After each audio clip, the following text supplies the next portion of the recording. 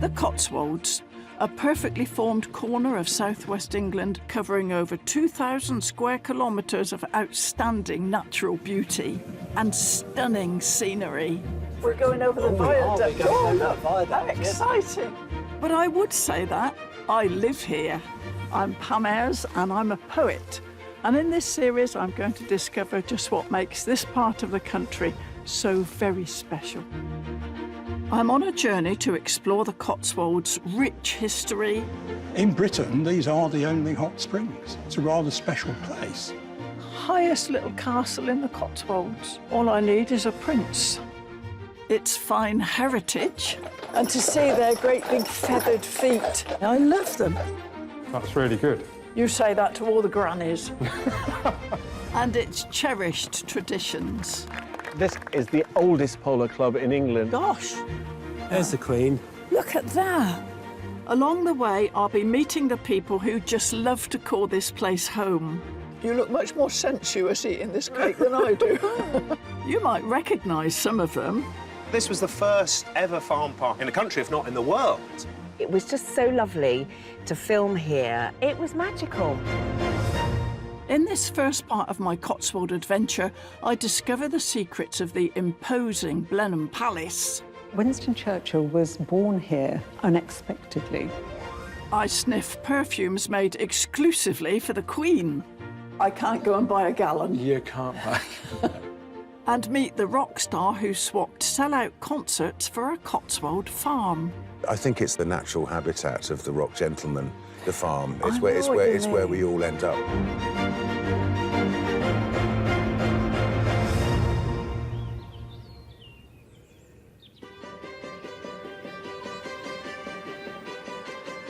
Now, the Cotswolds is a place you've probably already heard of, but just in case you're scratching your head wondering exactly where to find it, let me show you. First, you'll need to head to southwest England, and nestling between Bath, Cheltenham and Oxford is an area of gorgeous rolling countryside which stretches across 5 counties. And my trip today starts in Gloucestershire at Bourton-on-the-Water, a village which has become known as one of the prettiest in England.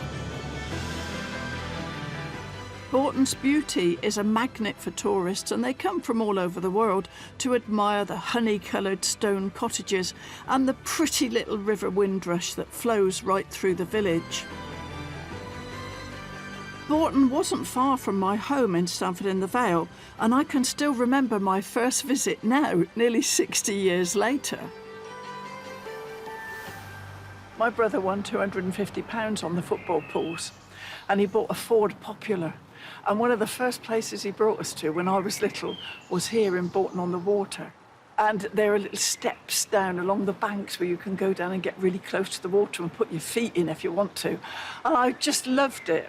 And when I look at the lovely stone cottages and these dear little low bridges, I can understand why they call it the Venice of the Cotswolds.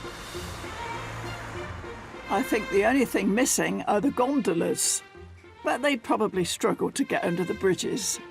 This looks as though it will do the trick. Thank you. Hello, thank you very much. Bourton's High Street is charming and well set up to cater for the huge throng of visitors. Oh, yummy. From tea rooms and ice cream parlours to gift shops and antiques halls. There's so much china and all different kinds. Oh, a uniform, look. Gosh. Andy Wallington's tiny little shop is jam-packed with trinkets and treasure. What do you sell most of, Andy? What's the most popular kind of thing? The most popular thing would be china, cups and saucers, but the most popular is what's on that large table there.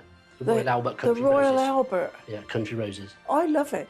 And I can understand people would take it home as something that's very English. Yes. So, Andy, if I was going to shoplift something in your shop, what would be most worth my while? What's the most valuable thing? It would be the piece of Wedgwood I got over there. It's 1850. Oh, my goodness. I'd have to take out a second mortgage. These days, this corner of the world is home to the rich and famous, like the Beckhams.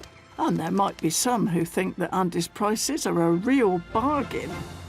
So the Cotswolds is well populated with the rich and famous, Andy. Do you get anybody in here? Apart from me good self, of course. The most famous one, but he didn't come in the shop, but he parked directly outside the shop, was David Hasselhoff. It's a Baywatch man. Oh. He got out, looked at the shop, but he went off down the road. Oh, the rotter.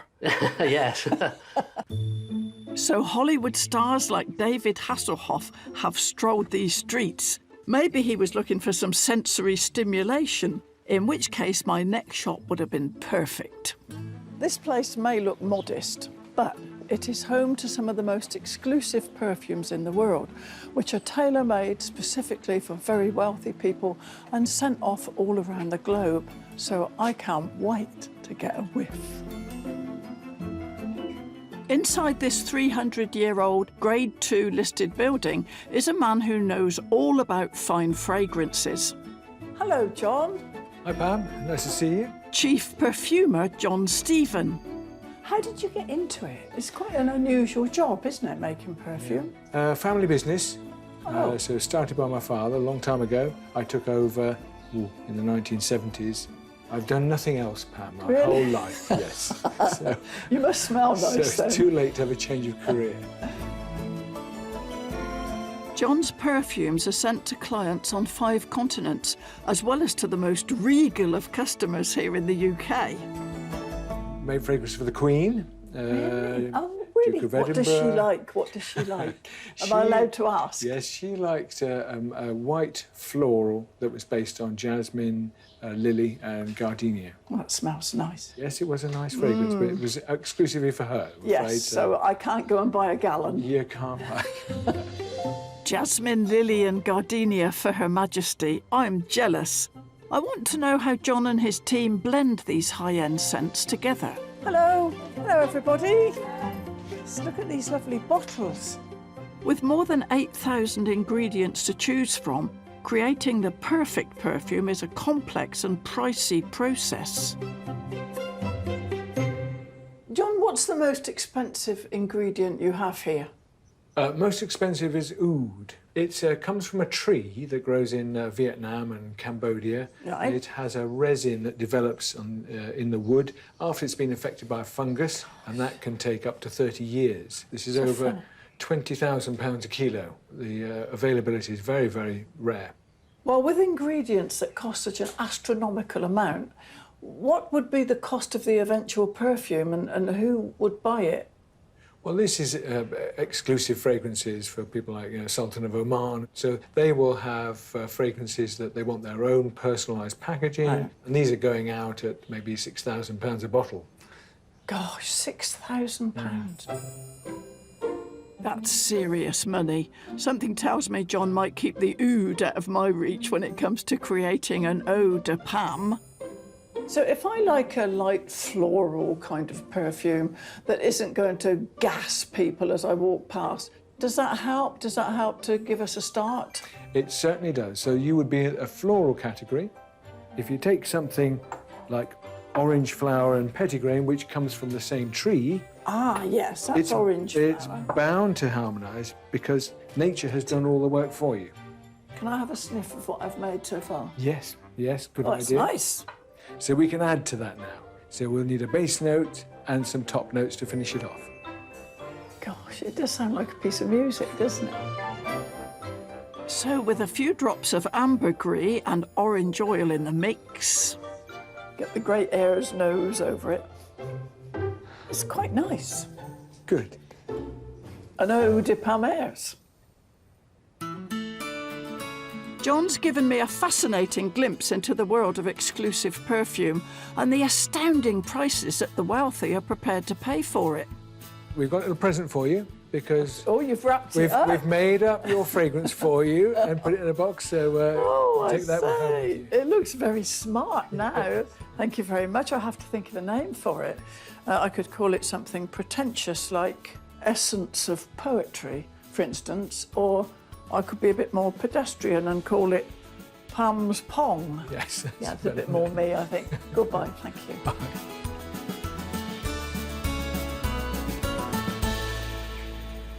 Coming up, I discover how one of Britain's grandest palaces made royalty green with envy. George III visited.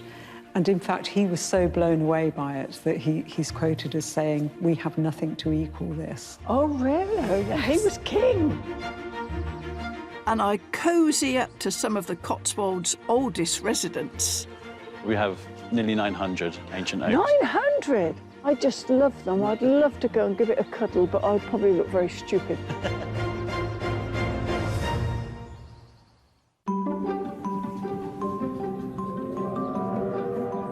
I'm continuing my journey across the glorious Cotswolds. As the largest area of outstanding natural beauty in England, it's no surprise that it has lots of stately homes. And my next visit is to one of the grandest of them all, Blenheim Palace.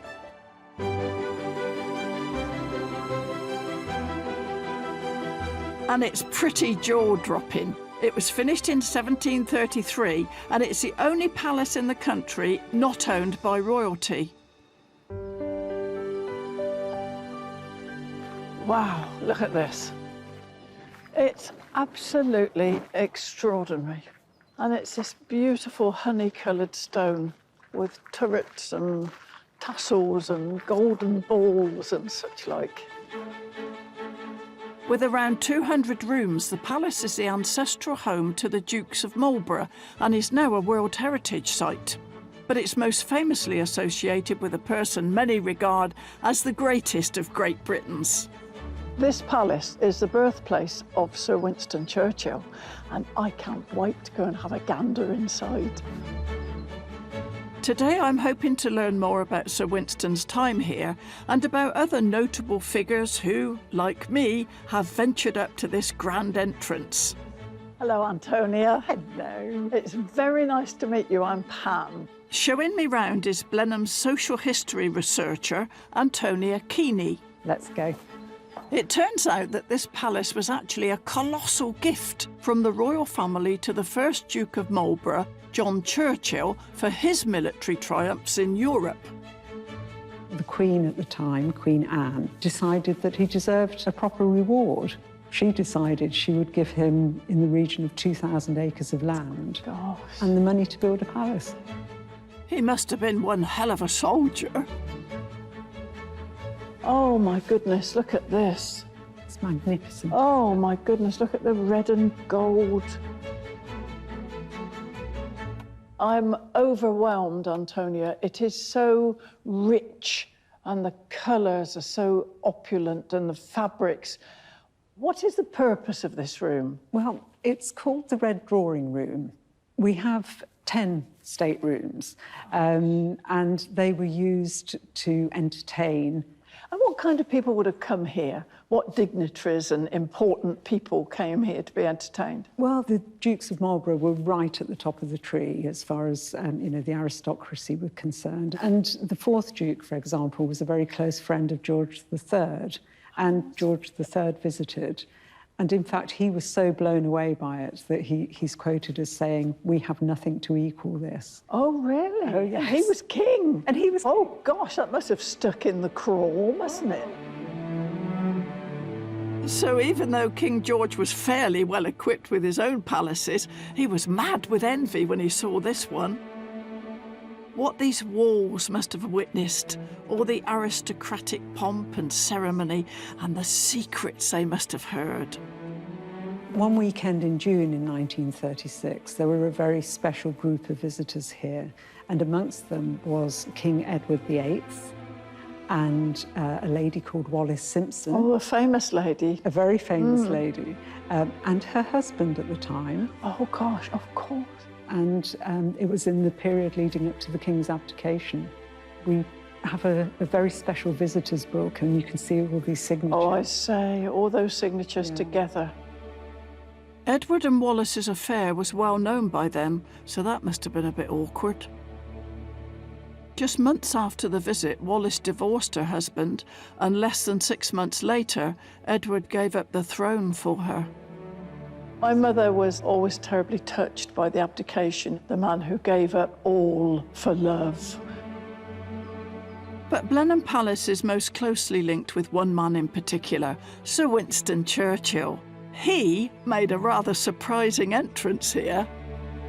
Winston Churchill was born here unexpectedly. Unexpectedly? Unexpectedly. Oh, what happened? Well, his mother went into premature labour. They were here in November 1874 for a St Andrew's Day ball. His father, Randolph, was the youngest son of the 7th Duke and Duchess of Marlborough. So the 7th Duke and Duchess were his grandparents, and the 9th Duke, who's in the portrait behind you, was his cousin, and they were very close. And he very much regarded this as being his ancestral home. Churchill never actually lived here, but he visited Blenheim often, and that lifelong connection is celebrated in a new exhibition. From Churchill's curly locks... They didn't cut his hair until he was 5, you know. No, I've read that. To his childhood letters. Oh, look, isn't his writing beautiful? It was. And school reports that weren't quite A-star. Yeah, he was a naughty boy. He was a very naughty boy. It's a fascinating insight into Churchill's life. And look, here he is. He's the great man himself. Oh, look, he's very smart. Blenheim, with all its grand ancestral links, had a huge influence on the young Churchill, and he inspired this country during one of its darkest periods. One of the things that always strikes me that, you know, if you look at these tapestries and they depict the victories of his great ancestor, the first Duke of Marlborough. Yeah. And Churchill always thought that he'd inherited the first Duke's leadership skills, and it's no wonder. No, surrounded by this kind of imagery. Exactly. My father thought he was wonderful. His dad was in France for a long time during the Second World War, and he saw Churchill once come walking through with his cigar, and he kind of hero worshipped him. But I think that generation did. I think they did, yeah. He was so important. We will fight them on the beaches. I mean, it gives you the goose pimples even now, just saying it. Yeah. We'll fight them on the beaches. We will never surrender. I mean, it stirs you, doesn't it, even now? It does.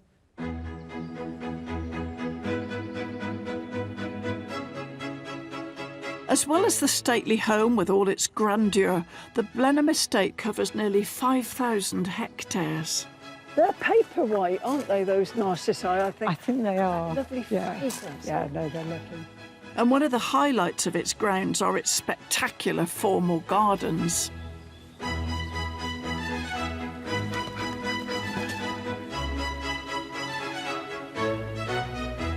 What's the purpose of these gardens? Is it to show off your wealth and extravagance and power? Yes, certainly, and they provide the perfect setting for the palace. Indeed, they do, indeed. Because it would look ridiculous if it was just covered, you know, Somebody's allotment right there, exactly. Yeah.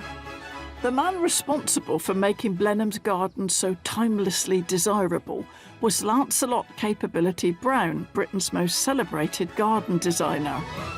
To think on that scale, you just stand here and think, well, we'll have a lake here and it will extend up there and out that way and form this wonderful landscape hundreds of years on. Well, he was here for 10 years. Was he? And it took 1,000 men all that time to landscape There was the so grounds. little machinery, wasn't But there was no You couldn't machinery. bring in a great big digger, could you? No, it was all done by hand. Was it really? Yeah. God. It's amazing. They really. moved mountains, didn't they, almost? Yes, yes, they did.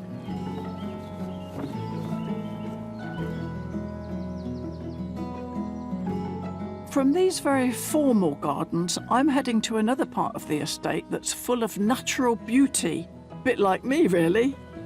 Hyde Park might look like a fairly normal wood, but in fact it's extra special because it has the largest collection of ancient oaks in Europe. This is my favourite environment in the whole world, to be in a lovely old wood like this. Yeah, it's amazing in here. I'm catching up with head forester Nick Bainbridge. Nick, how do you define an ancient oak? An ancient oak is anything over 400 years old. 400 years old, wow. Yeah, we have nearly 900 ancient oaks. 900? Yeah.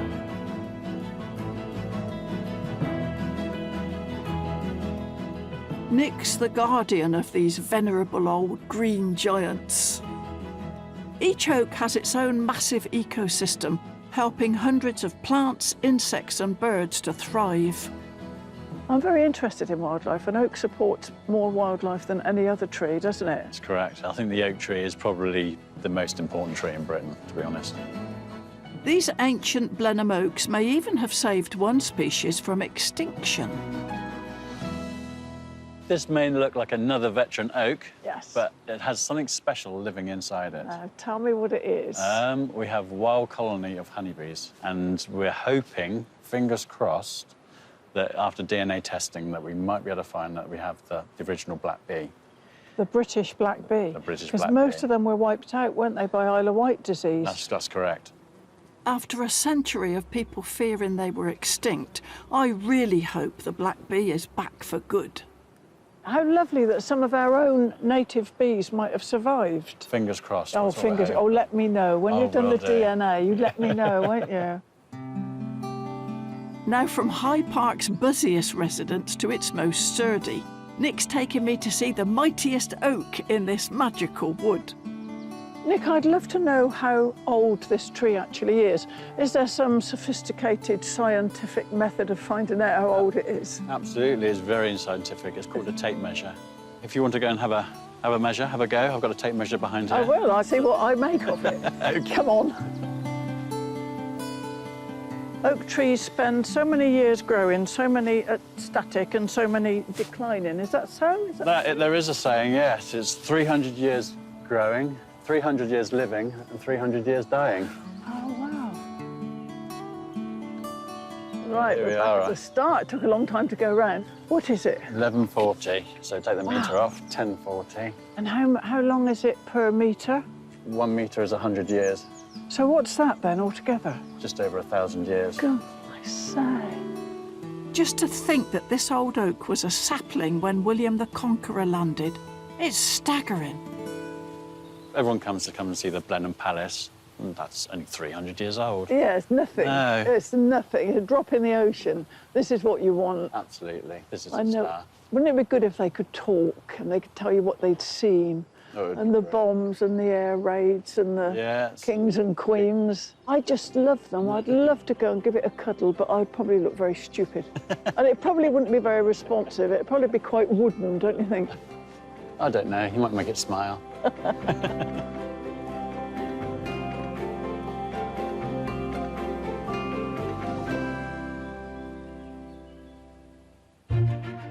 Coming up, I try a taste of the Cotswold good life with rock star Alex James. Cheers, Oh, cheers. A man who's gone from chart topper to cheesemaker. Monks used to sing in the morning and make cheese in the afternoon. I mean, Did there they? is a... Absolutely. Yeah, Oh, yeah, yeah. I didn't know that.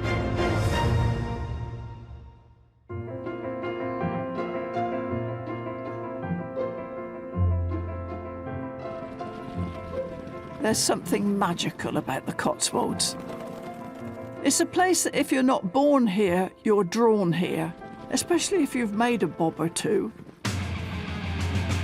I've come to the village of Kingham near Chipping Norton to meet a musician considered to be rock royalty. Mind you, I've always been a bit of a Bob Dylan fan myself. Alex James rose to fame in the 90s with chart toppers Blur. But after a 13-year career at the top and many world tours, he chose farming over fame and settled down with his wife Claire in the Cotswolds. Hello, Alex. Hello, welcome. Thank you. I'm so pleased to meet you on your lovely farm. Nice, come and have a look round. I'd love to, thank you. And what a place to explore. From Alex's beautiful walled garden with its orchard of ancient apples. I'm so glad you caught the apple blossom. It's just the most amazing... It's lovely, isn't it? It's really faint. It's sort of spring, isn't it? Oh. To the glorious flowers that carpet the ground. I said to Claire, I've never seen bluebells looking like that. She said, they're not bluebells. Oh. I was trying to think what they were. I couldn't They think what they are were. called camassias. Well done. Top marks. Yeah, camassias. Alex, it's lovely to meet you. It's lovely You're to a meet you, musician really is. from a world-famous rock band. Now, how did you finish up in the Cotswolds? Do you know what? Claire and I fell in love like 3 miles away, just over there, ended up buying this farm on our honeymoon. I think there is something deeply magical about the whole of this area, the buildings, the landscape, everything. I think that's what drew us here. You've got this beautiful 200-acre farm, and I'm consumed with envy, I must say, because I'd like one, but I'm glad it's in such good hands. Did you have any background in farming at all? I had 6 window boxes with dead daffodils in Covent Garden. I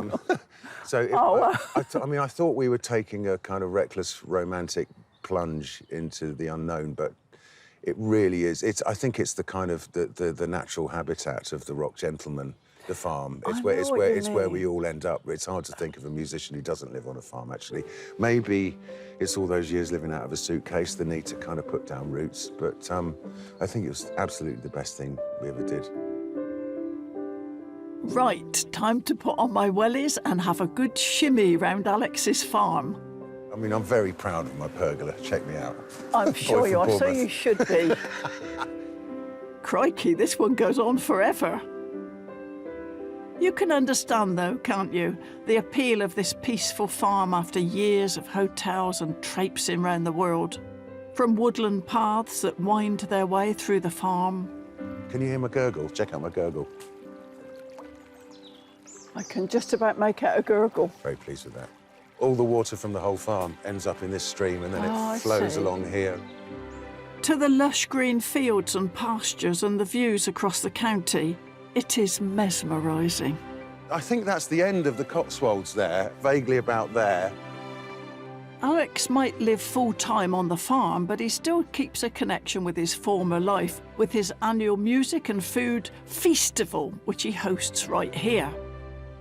Of course, I can't get enough of his music, but today it's Alex's produce I want to know about. You're a very interesting blend to me, Alex, because you're a famous and globally recognised musician, but at the same time you've made a great reputation in cheese. Like a monk. Monks used to sing in the morning and make cheese in the afternoon. I mean, there is a... Absolutely. Yeah, well, yeah. I didn't know that. So the blend is not new, then? Yeah. Well, we managed to blend it here perfectly. This is a sheep shed, which we use at Festival for eating cheese and dancing. That sounds a good combination. I've got a bit of cheese if you want to try some. I'd like to try some. Thank you very much. That's good, I'm starving. Luckily, waiting for us at a rather unlikely-looking shack is a cheese lover's dream. Oh, I say, Alex. Oh, cheese. Oh, look at this. Oh, that looks so nice. Got a nice bit of cheddar, some blue, bit of brie, smelly one, goat's one, sheep's one, and a glass of cider. How about that? I'm speechless. It looks stunning, and this is your own cider. It's just the most impressive table. It looks delicious. Why cheese, Alex? Why did you make cheese? I've always loved it. For my 21st birthday, my mum gave me some tape recordings of me as a toddler. She says, "What do you want?" I say, "Cheese." Oh. I think it was when I went to France as a teenager. It was like going to another world. And there has been an incredible explosion of cheese in the UK, partly due to the great resourcefulness of great British farmers. Family dairies that go back generations were struggling, and many of them turned to making cheese. Yeah. I love everything about it. I love the shapes, I love the colours, the flavours, the textures, and you can have like a piece of the best for like £5. Cheese is like one of the great affordable luxuries. I know the Cotswolds very well, but I don't think I'd imagined sitting in a lovely kind of glorified shack in the nicest possible way, looking out at the water, and I've got a great array of your delicious food, your cider. It just seems like perfection, Alex. Are you content? Oh, Matt, from the moment I arrived here, I'd felt no inclination to leave, and I still don't. I do love it here. Alex, I've had such a fantastic visit, so thank you so much. Cheers, Pam. Oh, cheers. This is a good day. Isn't it just? Yeah, it's Cheers. a lovely day. Cheers.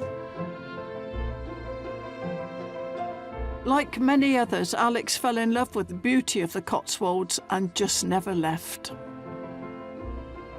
And today, another important person, not a rock star, but revered in her own world of bird watching, is dropping in. And she's got a great track record too. I literally can't remember birds ever not being a part of my life. My parents have been taking me out since I was a baby. I was 9 days old the first time I was taken bird watching. Now, at just 19, Maya Rose Craig has been credited with being the youngest person to spot more than half of the world's birds. Top marks, Maya. Birds, they're so beautiful and they're literally everywhere, so I'm birding all the time. And I think as a kid, they really captured my imagination. Like, I just thought they were so cool. And I sort of haven't grown out of that. What's drawn Maya Rose here today is an important place in the bird-watching world, the Cotswold Water Park near Cirencester. It's one of the most important breeding sites in the UK, so as a wildlife lover myself, it's just up my street. I think the Cotswolds are brilliant for birds, especially places like this. Bird watching for me isn't necessarily about how many birds you see or how rare all the birds you see. Sometimes it is just about being outside and being in nature, especially in somewhere that's as beautiful as this. Gosh, who would have thought that 20 years ago these wonderful wetlands were just barren gravel pits? But with the help of staff like Kim Milsom, the site's now been transformed into a birdie paradise. If you create habitats, the wildlife finds it. With the reed beds, the scrub, we've got shallow water, we've got deep water lakes.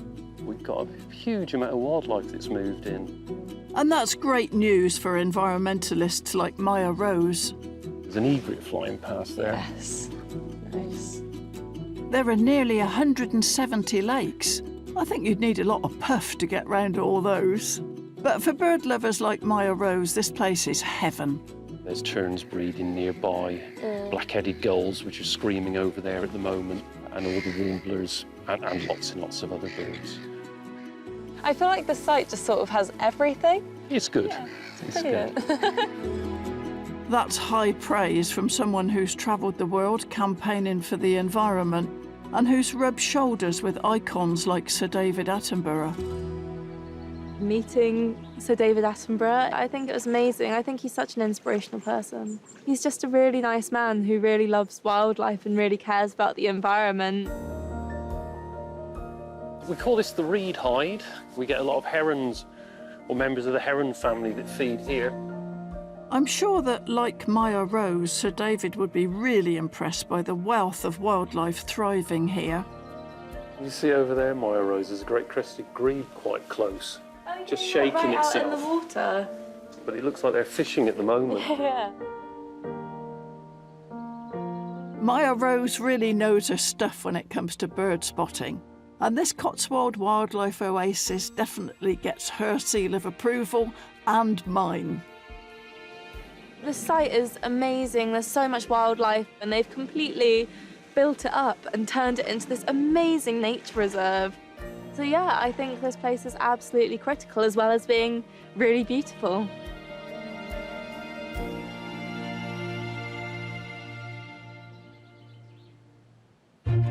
Coming up, I exchange poems for pints as I brew beer in a Victorian brewery.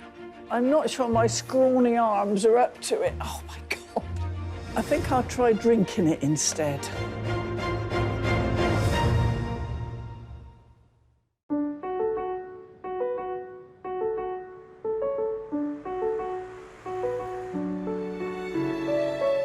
From Roman baths to some of Britain's most striking landmarks, the Cotswolds is an area rich in juicy history and tradition.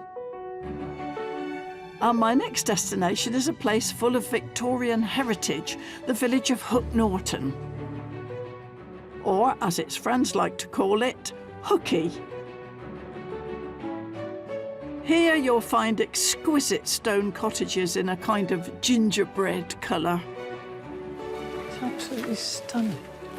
It'd be easy to imagine seeing Hansel and Gretel through the cottage windows. It's a fairy tale place to explore, and as it happens, Hooky has its very own castle. Oh my, look at this extraordinary building. I have never seen anything like it. And it's this fantastical factory with its towers and tall chimneys that's brought me here today. I happen to know it's a brewery. But if I didn't know that, I wouldn't have a clue what it was, except for the smell. There's this lovely smell of hops. But otherwise, I think I would think the architect had gone nuts. Look. But there was method to his madness. This is a Victorian tower brewery and one of only a handful still used for brewing beer in Britain. The idea is that raw ingredients would start off at the top, and by the time they'd work their way to the bottom of the brewery, they'd end up as thirst-quenching beer. But I'm afraid I've got a confession for owner James Clark. I don't really like beer. My mum used to like stout. She used to like a glass of Mann's before she went to bed at night. And she used to say to me, "You have a drop of this, my dear." She used to say, "It may help you to sleep." I didn't like it. It was so black and thick and bitter, like sort of a black soup. So I think it sort of put me off. So how can I be cured of this, James? Well, the first thing to say is I think your mum was right. You should have listened to her. When you're having a black beer, you've got bitterness from the hops and from some of the dark malts added. So you might want to try a beer that's not so dark in colour, because that would perhaps have less bitterness. I'm sure we could find a beer that I you hope would, so. Oh, well, I look forward there's to a challenge. If the exterior is magical, inside lies a world of tradition and heritage that's hardly changed in over 100 years. From the steam engine that's still full of puff. Installed in 1899 at a cost of £175. £175? Wow, that was a bargain. To the malt room that makes me feel enormous, like a giant. Amazing. It reminds me of being inside an old windmill, you know, the woodwork, I think, the sort of the beams. But I suspect that if I'm going to taste this beer, first I'm going to have to earn it. Down in the fermentation room, James has given me the job of rousing the yeast. To you and me, that's giving it a good old stir. Right, so here we are, Pam. Here's a rousing pole. That is a ferocious-looking instrument, James. Oh, it's quite heavy. It is, yeah. I'm a woman of a certain age, you know. Right, so I plunge it into the foam. Try and hit the bottom of the tank and then pull it up. This process livens up the yeast and helps the beer to ferment. But it's a Herculean task. I'm not sure my scrawny arms are up to it. Oh, my God. I think I'll try drinking it instead. What I find so magnificent about this brewery is that it's retained its old traditions, and that even extends to how the beer reaches some of the nearby pubs. Hello, Sarah. Hello. Hello, Nick. Oh, look at these. They are so beautiful.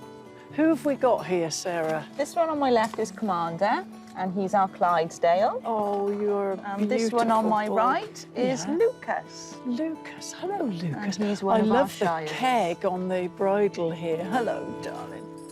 Well, aside from the horses, Nick and you, Sarah, you look so smart. Thank you. Fantastic. But it's not just a gimmick, is it? There's a wonderful tradition behind this, but it must be good for the brewery as well. We're really lucky. We're one of 3 breweries that still keep the tradition going. And it's incredibly sad to think that these horses now are at serious risk of extinction. To put it into perspective, there are more giant pandas in the world last year than there was registered breeding female Shire horses. So it's imperative for us, I think. The community love them as much as we do. I bet they do. These beautiful boys are earning their keep, though. They still deliver beer 3 days a week, and when their work's done, they get a very surprising treat. Do they really drink beer? They do. Isn't it harmful for them? Not at all. The size of a pint in an animal this size just doesn't even register. And ultimately, if they didn't want to drink it, you certainly couldn't feed it to them. Well, no, you can take a horse to beer, as you might say. Nick, are you going out to do some deliveries? Yeah, we're just about to head off now. Please, can I tag along? You'd be more than welcome. Thank you.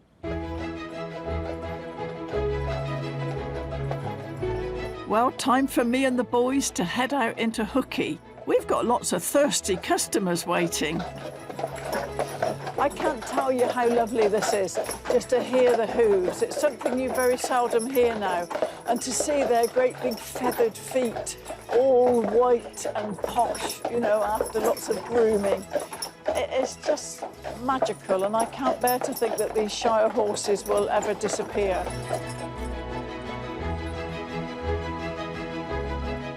Honestly, I could just sit here and enjoy the ride for hours, but the team has serious work to do. So here we are at the Sun. Oh, we're at the Sun. Where our delivery will take place. Look, the pub.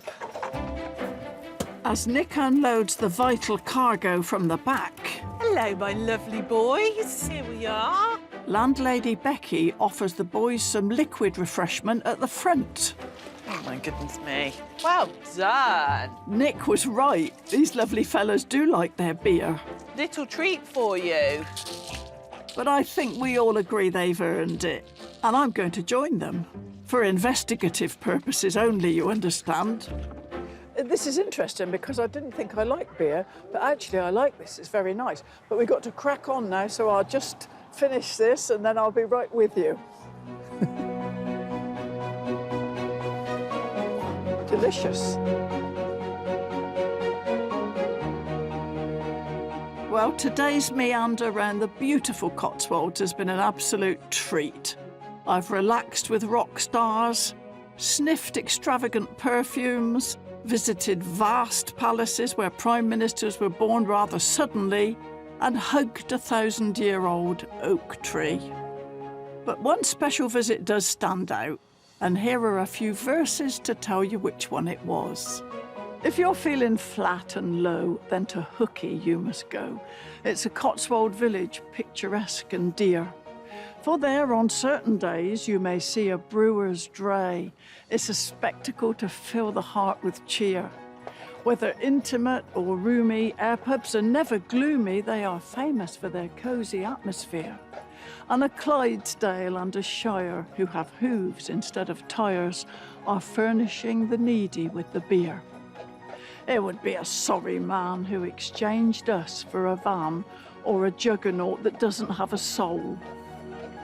Heavy horses, smart and clean, have no need of gasoline or diesel, electricity or coal. We hope you'll be impressed when we're dressed up in our best and iron shod on fine and feathered feet. Worry not, you hooky drinkers, we are coming in our blinkers, clipperting and clopping down the street.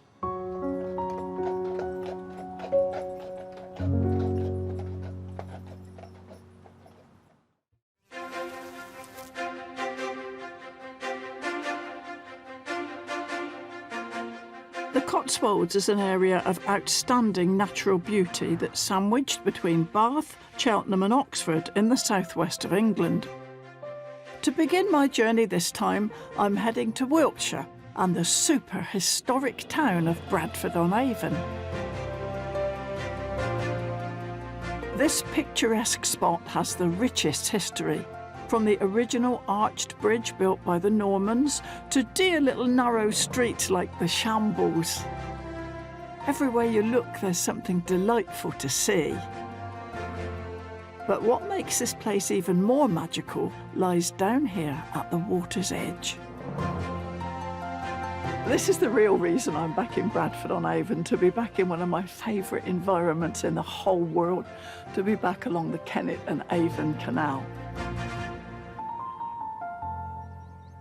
You never forget what a lush, pristine, peaceful environment it is, and I'm so delighted to be back and I can't wait to get out on the canal.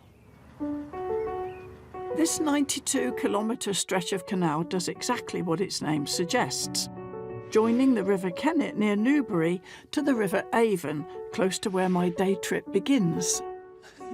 Hello, Darren and Brian. Hi, Pam. Hello, Oh, I'm so pleased to see you. Can I come on your lovely boat? Of course you can. Welcome Thank aboard. you.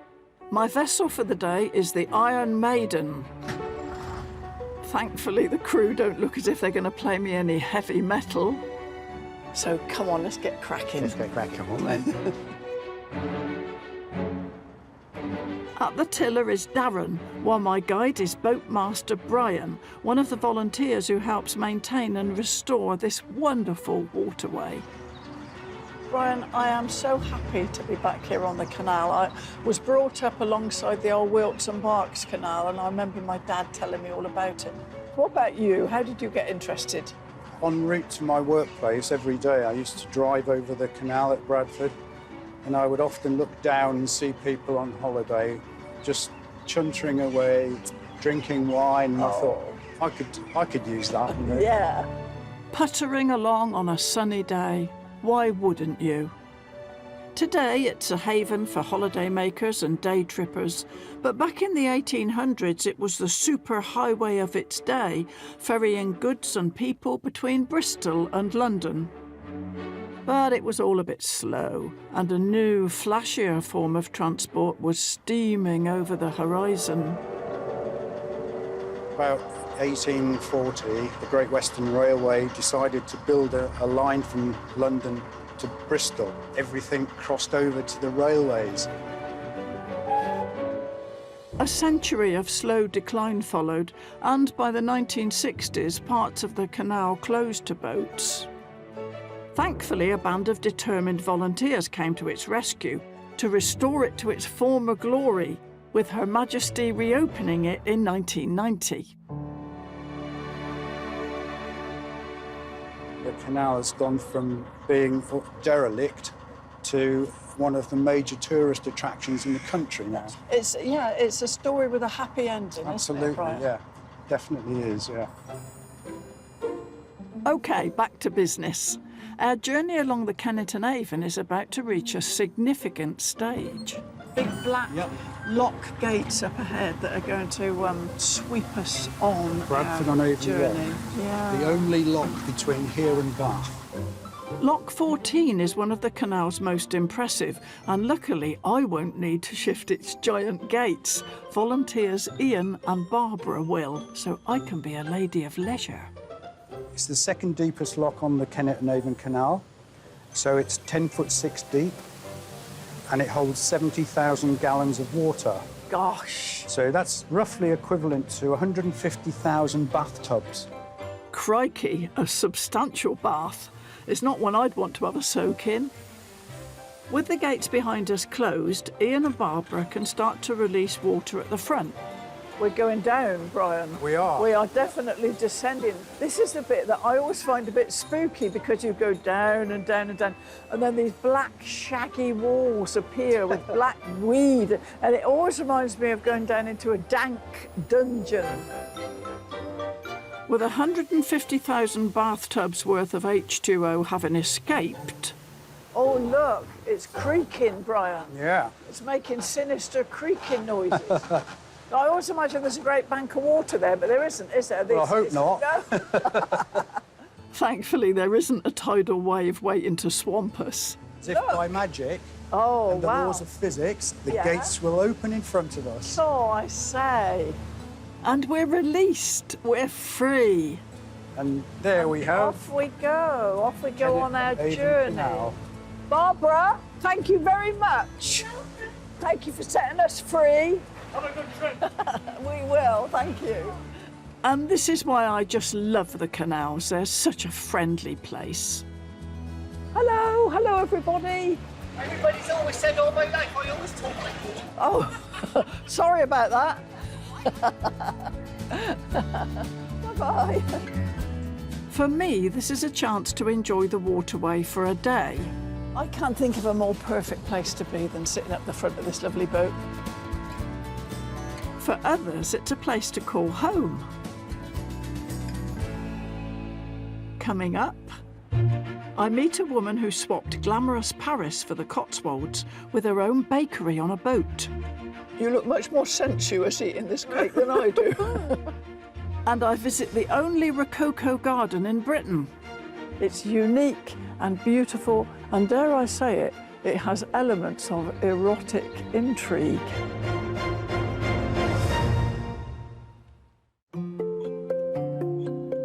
I'm continuing my journey along the Kennet and Avon Canal, a fabulous 140-kilometre stretch of waterway that cuts through the Cotswold countryside. I've enjoyed narrowboat holidays in the past, but I've never lived on one. And I've been told about a woman whose boat isn't just a home, it's also a floating bakery. Sounds enticing. Parisian Fifi Fourcroy has lived on her narrowboat for 3 years with her family, but the former London theatre director only recently swapped the busy capital for the tranquil Cotswold canals.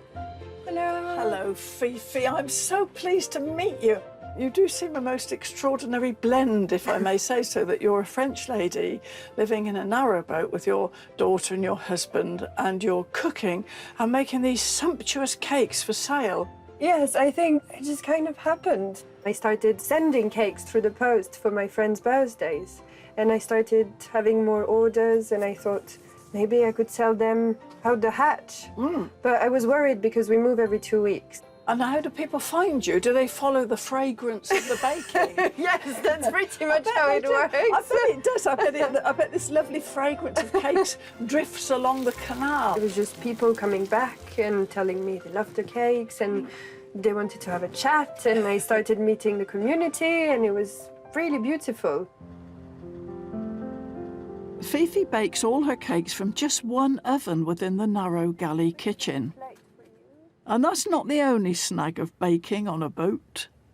My cupcakes were just on my cooker, and my husband moved about a bit too quickly and the boat rocked and they all slid down to the floor. No. So, what did you say to him? I You don't wish to tell me. No, exactly.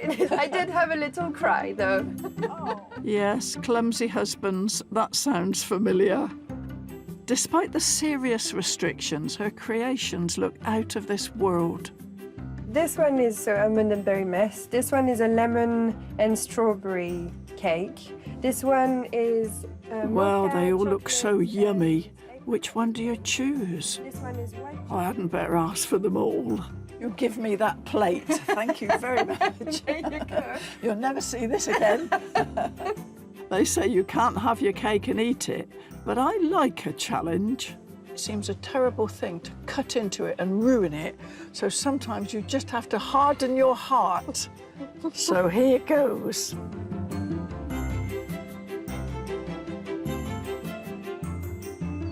It's so nice. It really is. It's delicious. What a wonderful cake. You look much more sensuous eating this cake than I do. Having polished off Fifi's fabulous bun, it's time to rejoin Darren and Brian for one of the absolute highlights of the Kennet and Avon Canal. It's hard to believe, Darren, that anything could be more spectacular than this part of the canal that we're already on. But I understand we're coming up to something even more special. Yep, we're coming up to the Avon Aqueduct, which is it's a miraculous piece of engineering, which will be, in essence, a bridge that holds water, which allows us to cross over the river. Oh, it's beautiful. This would be a first for me. This would be an absolute first.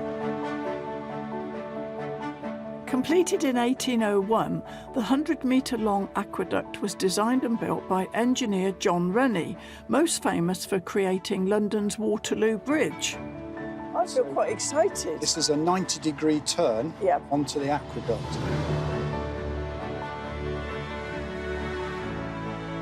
Right now, we're crossing over the top of the River Avon, so it's about 70 feet below us. Is it? 70 feet? Gosh, we're a long way up. We are. We're a long way up. I might get the vertigo.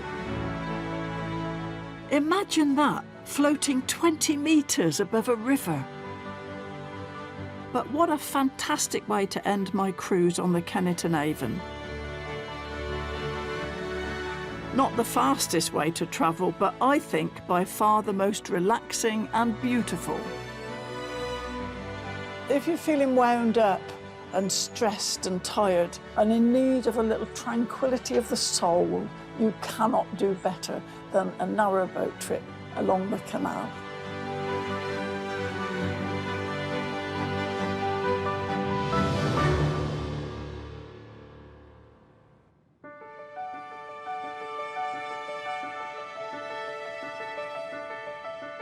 The Cotswolds are home to some of the finest gardens in Britain. Two of the grandest and most beautiful are Lancelot Capability Brown's inspired designs at Blenheim Palace and the immaculate grounds of Sudeley Castle. But I'm heading somewhere rather different. My next stop is at Painswick Rococo Garden, which lies outside Stroud in the heart of the Cotswolds. And I've plenty of reasons to be excited about my visit here today. It's unique and beautiful. It's been reclaimed from a state of absolute dereliction, and dare I say it, it has elements of erotic intrigue. So I can't wait to see it.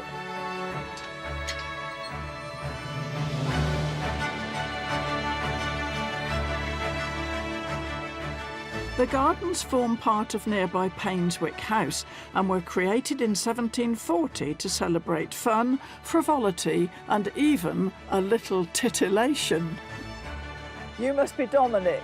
To find out more, I have a rendezvous with garden director Dominic Hamilton. What a sensational garden. It's a rococo garden. Now, I don't want to sound like a duffer, but I don't know what that means. It sounds a bit like a drink, doesn't it? I'll have an early night and a nice cup of rococo. What does it mean? Well, it's a French word, and it's really a style of art and architecture which dates from the kind of early 1700s. And it was all about sensuality. So a lot of curves, use of pastel colours, asymmetry, and really was a place for entertaining. So this would have been one of the places to be seen in Gloucestershire back in those days. Oh, really? Oh, for the fashionable set. Absolutely. Right. So an invitation to a party at Painswick House and then on into the garden afterwards with a few drinks with your friends, potentially your lover. This would have been a place just to explore and have a great time. So it was quite a revolutionary idea then, really, to have a party garden designed to just go out and be frivolous in and perhaps have a few erotic undertones, if I may say so. Absolutely. Obviously, we don't do that kind of thing that much now. But what a shame. Time for Dominic to show me some of the garden's naughty nooks. So, Dominic, if you come for a walk in this garden, it's not an aimless wander around. It's going purposefully towards something interesting. It is, absolutely. And the idea is that you would be attracted by the next thing around the corner. Yeah. Dotted around this very different garden are a selection of inviting follies. We're just approaching the Red House now, which is one of the principal follies here in the garden, and a place to enjoy the views from. So you could sit inside, potentially snuggle by the fireplace, because it's only a small room, so it would get quite warm quite quickly, depending on what you were doing, obviously. Well, depending on your activity, of course. Can I really imagine people approaching? I would gather up my finery here, my flamboyant skirts, to come up the steps. So this is such a cosy, lovely room, Dominic, and it's got a darling little fireplace there. And if I was up here with my stud and I looked out of the window and saw my irate husband approaching, the stud could scarp her, couldn't he? And I would be here ready to welcome my husband as if nothing had happened. Absolutely. I can see it. I'm here. I can envisage it. But being less flippant, it's a very beautiful woodland path. Very, very picturesque, and whoever designed it was inspired. Absolutely, it changes throughout the seasons, which is the lovely thing about it. So the feel of the place as the leaves change colour and disappear. I can believe magical. That. Stunning. Sadly, just 20 years after it was created, the Rococo style fell out of fashion. The garden was neglected for nearly 200 years, and by the 1960s had become a conifer plantation. But thanks to just one original painting of Painswick, dedicated gardeners have been able to restore it to its former glory. To be able to create a garden from a painting, I think, is the most extraordinary thing, because that's the only evidence. That's all they had to go on. They had the Thomas Robbins painting from 1748 and the remains of the buildings here in the garden. So really making a plan from a painting of that era, where the perspective is skew, to say the least, yes, is quite an extraordinary achievement. Around 30 staff and 55 volunteers help keep the follies and flower beds in tip-top shape. The attention to detail is incredible. They've even faithfully recreated the original vineyard. But it's the last folly in the garden that you might call its crowning achievement.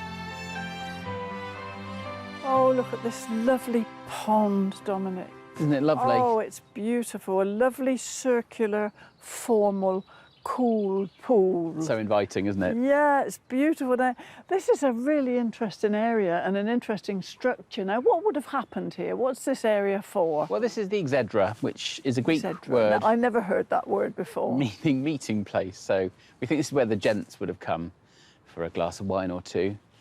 In the afternoon sun, it's a real sun trap here, and just enjoyed the scents and the sights and being able to see all around the garden and up against this amazing crown structure. Yeah, it is a crown-shaped structure. And this also was a chance for the gardeners to show off their skills, because this is a different sort of garden now, isn't it, that we're looking at? This is really the main formal bit of the garden, so this is where the head gardener back in the day would have had the chance to show off. So it is all about having somewhere that looks great and smells great on a summer's afternoon, and that's exactly what you see.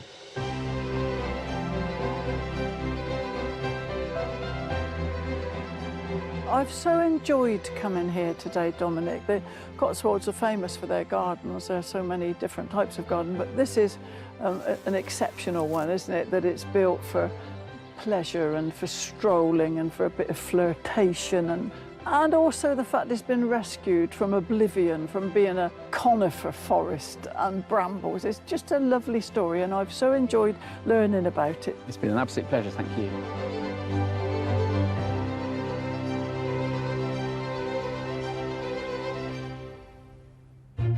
Coming up, local girl and Bridgerton actor Adjua Ando makes a fascinating discovery at Badminton. In this fabulous house, there's this amazing painting of a Queen of England who looked a little bit like me. And I get to harvest some mouth-watering honey. I feel very happy.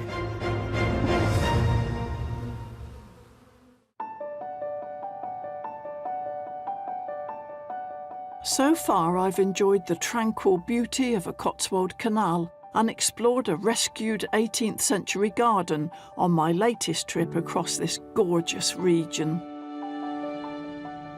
And now I'm heading to a very famous location, the village of Badminton, and the country estate celebrated for its horse trials. This is the magnificent Badminton House.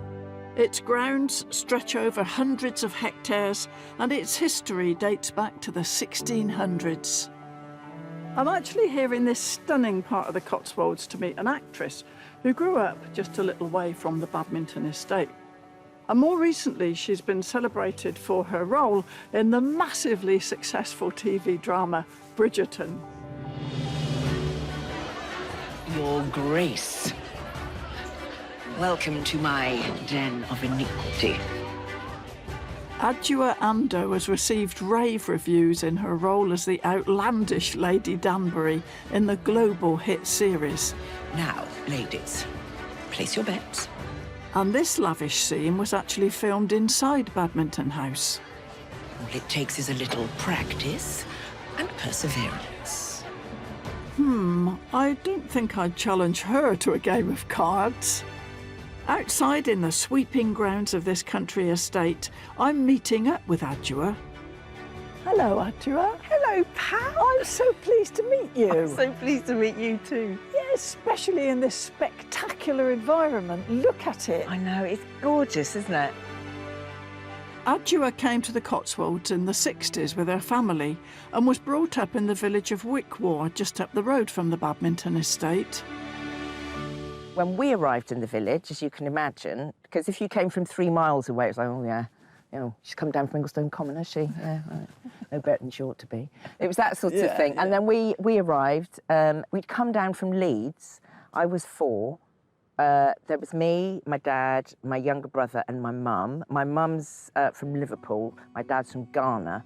So we were quite extraordinary in the village, as you can imagine. This sleepy Cotswold village provided the young Adjua with an idyllic childhood, straight out of a storybook. Honestly, I was just looking around and thinking, how lucky to be a child and this is your playground. It was a bit Laurie Lee-ish, my side with Rosie. You know, you were out all day, you were climbing trees, you were making dens. I loved reading, so I'd go into the woods, Bluebell Wood, and I'd go in there with my Enid Blyton, and, you know, we'd have adventures. And it really was that sort of childhood, really. What it gave me in terms of nature and a love of wide open landscapes and that childhood of sort of freedom and resourcefulness. Like me, Adua grew up with a love of horses, and round here that goes hand in hand with Badminton's world-famous horse trials.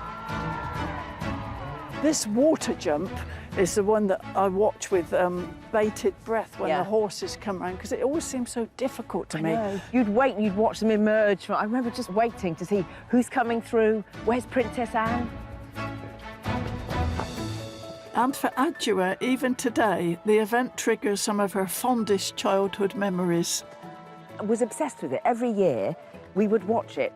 We used to play, me and Liz Johnson, in her back garden in Wickwall. We would set up the jumps with bricks and planks of varying heights, and we would mount our trusty steeds. And, you know, and somebody would be doing the commentary and say, oh, what did you say with the one? She's not. And, you know, we were horsey mad. Oh, I know. It's such an environment, especially if you live, you know, in a town or you haven't got much space, to come and be in all this lovely space and see those horses. They are so beautiful and so well cared for. The backdrop to the world-famous horse trials is, of course, the impressive Badminton House, the home of the Duke and Duchess of Beaufort. To take a peek inside, you need to book a private tour, unless, of course, you're Lady Danbury. When we were filming here, because it's beautiful inside. Is it? Oh, it's stunning. I've never seen. It's stunning. I want to see it. Sorry, Pam, but it's very nice. Can you get me a part in Bridgerton as the court poet or something? That would be so great, wouldn't it? On I come, dressed as a jester, with a three-cornered hat with bells on. Well, I didn't get the job, but Adua certainly did. And in the process, she discovered a fascinating story about a Queen of England. The room that we shot in has one of those wonderful paintings of Queen Charlotte. And lots of historians believe now that Queen Charlotte was mixed race. When she was born, there were complaints about the darkness of her skin. She would have to chalk her skin so she didn't look so dark. But this painting is beautiful. And I was quite moved, because I just thought, I grew up 5 miles from here in the 60s, a little mixed race child, with my brother and my dad being the other brown people I knew. And it would have been, I don't know, I think it would have been just lovely to know that nearby, in this fabulous house, there's this amazing painting of a Queen of England who looked a little bit like me. So I got someone to take a photograph of me, and it was just sort of like, there's Queen Charlotte, here I am. It's almost like she was going, oh, well that's done. So nice. It was lovely. What a great fairy tale ending, and not one a little girl from Wickwall could ever have thought might come true. Adua, I've really enjoyed being here with you today for 2 reasons, really. One, because I was afraid you might be imperious, like Lady Danbury, but you're not at all. You're extra nice. And the other reason is because your view of Badminton and the estate and your home is a different and very, very interesting one. So thank you. I've really enjoyed it. It's been lovely. Thank you, Pam. I'm so chuffed to do this and to do it with you, because, you know, you're a bit of a heroine of mine. Poetry and the West Country in one person. It's like, yes. Oh, good. Well, I'm delighted.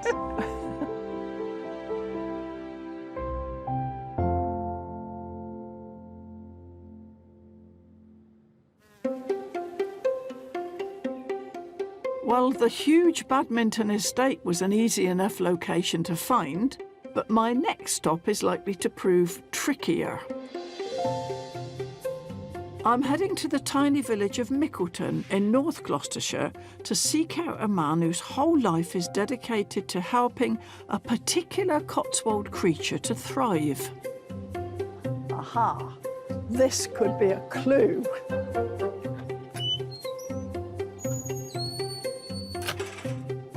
Chris Wells is a beekeeper with a very different, interesting approach, which I, as a beekeeper, think is terrific.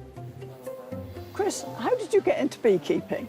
The only thing I can think of, I've got no background in farming or bees, but when I was about 3 or 4, my grandmother used to take me outside of the kitchen. She used to actually catch bumblebees in her hands. Catch them? Yeah, in her hands and show them to me. Didn't she get stung, Chris? No, she didn't, remarkably. I've no idea why.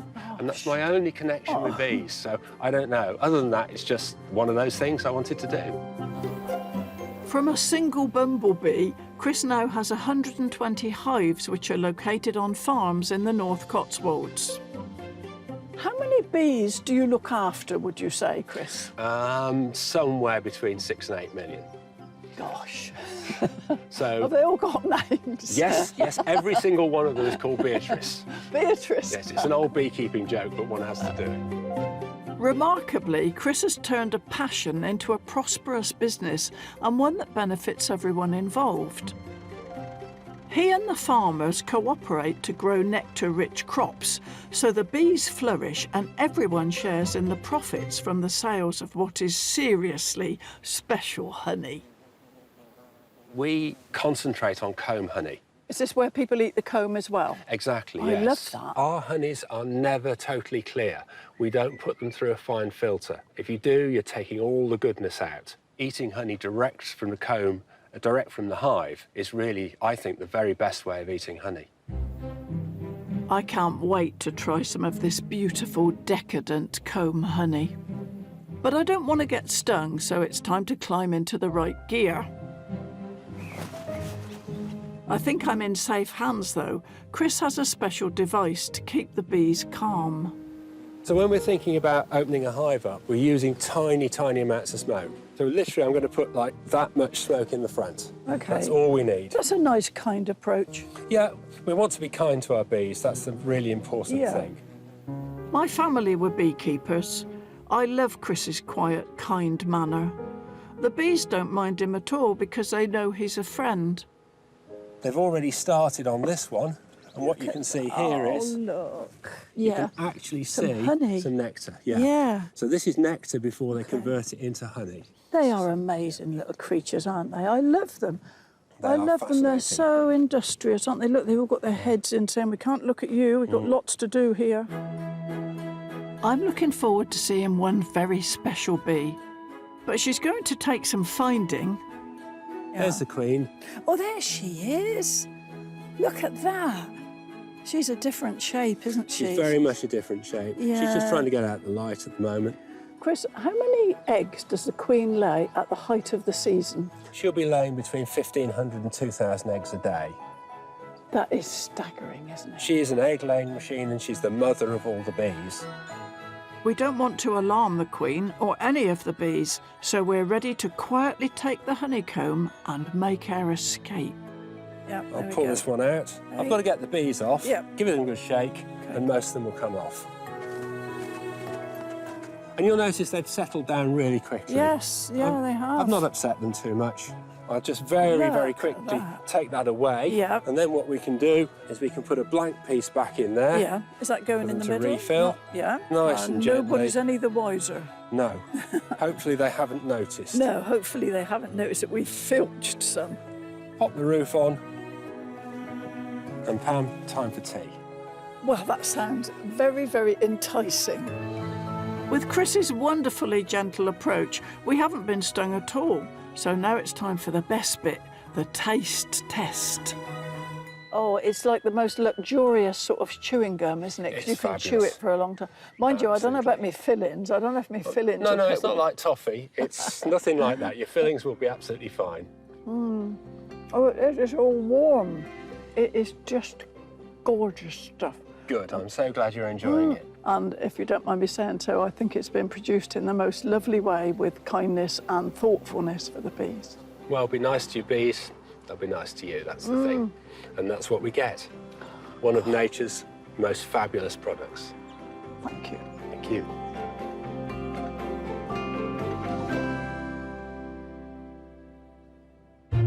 Coming up, I meet the antiques dealers whose customers are Cotswold high flyers like me.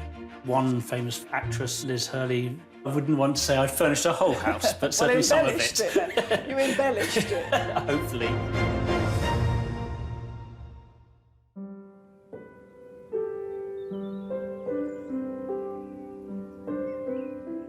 Since the Middle Ages, the Cotswolds have been a place of prosperous trade. The glorious rolling hillsides made it the perfect spot to graze sheep, and the wool from this small corner of England became prized across the whole of Europe. I'm heading to a Gloucestershire town that was once at the centre of the vast woolen trade, Tewkesbury. Before man-made fabrics, the sale of fine woolen fleeces produced huge wealth, which helped to create the gorgeous-looking town we see today. Tewkesbury is also one of the favourite haunts of Prince Charles. To my shame, I have never been to this part of Tewkesbury before. Well, now you're experiencing it, so Yeah. that's fine. I know. And I'm keen to find out more from former Mayor Stephen Hurst. Time to get my breath back, but the climb up the cobbles was worth it. Tell me a bit about it, please. Well, this is the chipping steps. Chipping steps. And why chipping? Chipping is market. Hence Chipping Sodbury, Chipping Norton and all the chippings. Okay. People used to walk up and down here, particularly on market days when they used to bring their sheep to the Cotswold market. sheep, Cotswold I suppose. sheep. Yeah, I used to keep some, actually. Did you? Yes, I had one called Eunice. I'll just throw that into the conversation. Eunice. Eunice, the ewe, yes. The chipping steps are such a classic picture postcard scene. But back in their 18th century heyday, these quaint stone houses weren't just homes, they were mini factories in their own right. The original cottage industry. It's a typical row of textile workers' cottages. Inside the houses here, they would be weaving and they'd be wefting and they'd make their own material to sell on the market. Here, it's fantastic, isn't it? It's the classic Cotswold scene. Tewkesbury's weavers are long gone, and today the town's a thriving hub full of posh shops. With Highgrove House just up the road, even Prince Charles has his own high street store here. But the town is also famous for another trade, antiques. With around 200 dealers, Tewkesbury is only second to London when it comes to selling treasures from times gone by. My first stop's at Top Banana. Now there's a name. It's jam-packed with rare relics and, sprawling over 5 floors, it's Tewkesbury's biggest antique store. I don't know where to look first, to be honest. So you've noticed this room comes with Oda book. Yeah, it does come with Oda book. You're absolutely right. Yeah, definitely the perfume of books. Oh, look, these old adverts or fountain pens. I like fountain pens. I've got a fetish for fountain pens, Julian. Mr. Top Banana himself is owner Julian Tatham Losh, who was just a teenager when he sold his first pieces. Julian's been wheeling and dealing for more than 40 years, so time to find out more. Why would you say antiques are so popular in the Cotswolds? Well, easy, really, because the local houses are of an age where, particularly, most of Tewkesbury, or now they've expanded Tewkesbury quite a lot, but at least half of Tewkesbury is 200 years old plus. And the buildings lend themselves to the furniture. Julian, this may sound like rather a crude question, but what's the most expensive thing you've ever sold here? Well, unfortunately, antiques and money do sort of go side by side, but we sold a fantastic and amazing grandfather clock. It was sold for £16,500. Gosh. Are you patronised by the rich and famous, Julian? We've been patronised by the rich and famous many times, from famous pop stars through to famous cooks. One famous actress, Liz Hurley, she came in and bought quite a van full of furniture for when she lived locally. She lived quite close to us, really, but I did not realise that she had her house furnished by you. Well, I wouldn't want to say I furnished a whole house, but certainly some of it. You embellished it. Hopefully, hopefully. So it's not just the rich and famous who head out here. There's a growing band of London dealers as well.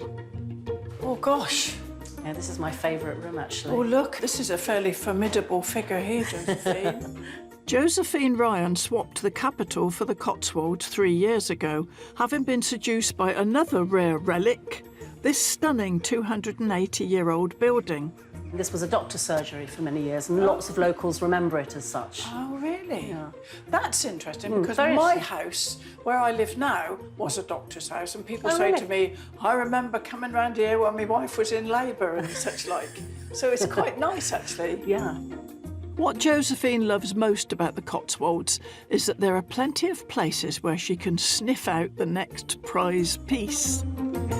Being a complete addict, antique addict, you know, every day I can go out by and find something. And... Yeah. And where do you search for such things? You're not going to tell me. Trade secrets. No, I mean I mean there's a constant flow of antiques. There's no factories, there's no warehouses. So, you know, I will buy from house sales, from big auctions down to very local auctions. I will go to antique fairs and markets, right down to, you know, a boot fair if I fancy, because you just never know what you might find. No, I'm sure. And advising people how to put things together so they look right. I put things together and they fight. I'm good at it. I'm very good at that.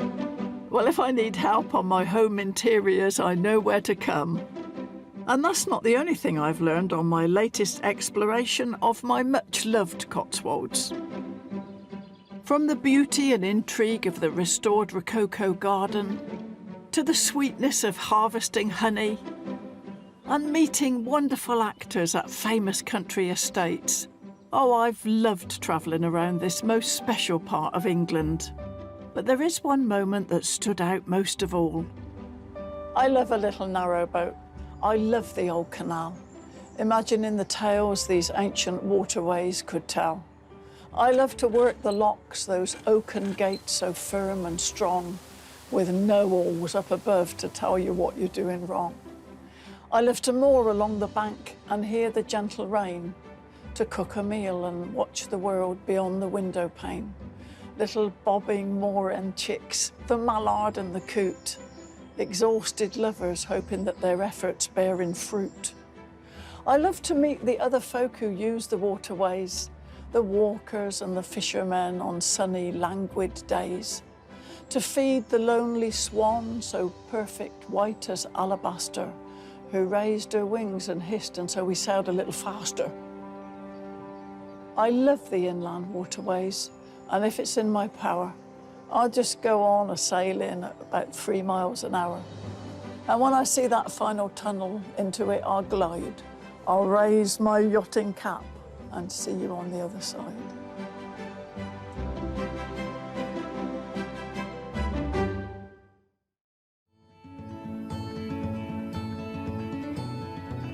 My trip today starts in North Gloucestershire at the village of Toddington.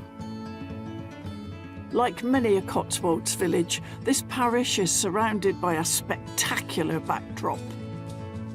It also just happens to have its very own vintage railway, which goes by the rather formal name of the Gloucestershire-Warwickshire Steam Railway. Look at this. Look at this, it's so lovely. It's like going back in time. The scale of it is not big and frightening, it's just cosy and nostalgic and lovely. This remarkable service is run by an army of volunteers who lovingly tend the 4 magnificent locomotives, taking passengers on a 45-kilometre round trip through some of the Cotswolds' most spectacular scenery. Bang on time, my locomotive starts making its way up to the platform. I think the thing about a steam train is you can love it, can't you? It's almost like a person. But they used to scare me when I was a child. We used to go to the local railway station and you'd see the train coming towards you, and at first it just looked like a black coin or something in the distance. And you'd see the fireman with covered in sweat and stripped to the waist, throwing all this coal on the fire, and the flames would be reflected in his sweaty body, and it looked like something out of hell. It was the most frightening thing to a child, and yet I love them. Want to go and cuddle it, don't you? Well, I do. John Pedley is today's driver, and while he gives things a final once-over, I've climbed onto the footplate to have a quick chat with friendly fireman Clive Norton. I have never been in this environment before. Why did you become a volunteer on this railway? You get these silly birthday presents, don't you? You know, which is you do fire and drive. Yes. And I did one of those, and then I got the bug. You got the bug. Yeah, and that was 15 years ago. Is your background in steam? No, it wasn't. That was senior cabin crew with British Airways in Birmingham. Gosh. So a different, altogether different form of travel then. Yeah. So is it really a glamorous film star sort of job, though? At 5:30 on a winter's morning when it's pouring with rain, you probably would say no. But having said that, there is a lot of satisfaction out of it. Well, I'd better let Clive get back to it because it's all aboard now. So I shall take my seat in my very own compartment.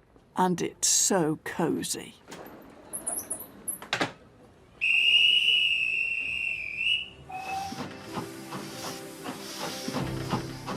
Listen to that. Isn't that nice? It's magic. And everybody says this is the best way to see the Cotswolds. So I'm really looking forward to seeing the scene unfold.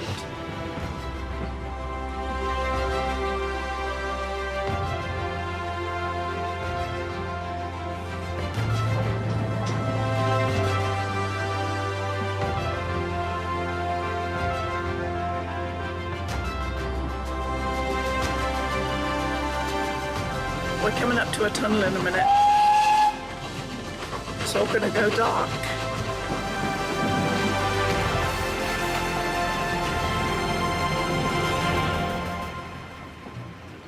Look how lovely it is. We've just passed several fields of the old ridge and furrow. It's really clear, but it's this lovely clackety-clack, isn't it? And the smell is that lovely nostalgic smell of steam and smoke and just the smell of a steam train. Here you can just sit and you can be nosy. You can peer into people's back gardens and into their sheds and see what they're up to. Ian Crowder is another one of the volunteers on the steam railway, and I'm hoping that, as well as inspecting my ticket, he'll be able to tell me more about this line's history. When the railway started, this was a main line which ran from Warwickshire, from the industrialised Midlands, down through Gloucestershire to meet the main lines that went on down to South Wales and to the West Country. When the Midlands factories closed down for the summer holidays, they all piled onto express trains like the Cornishman and went from Birmingham down to Penzance. And you can imagine going through countryside like this, you really felt you're on holiday. It would have been a revelation, wouldn't it? What a change. Back 40 years ago this year, in 1981, British Railways had closed the line. They'd lifted all the track. Most of the buildings had been demolished. We started off with almost nothing. So we set about rebuilding the line, firstly from Toddington, and in 1984 we ran our first train over just 600 yards of track, laid by volunteers. The vision of those volunteers 40 years ago to rebuild this railway has been fulfilled. The revival of the railway is due to dedication and sheer hard graft. We're going over the viaduct. Look. And means I can revel in magical moments like this.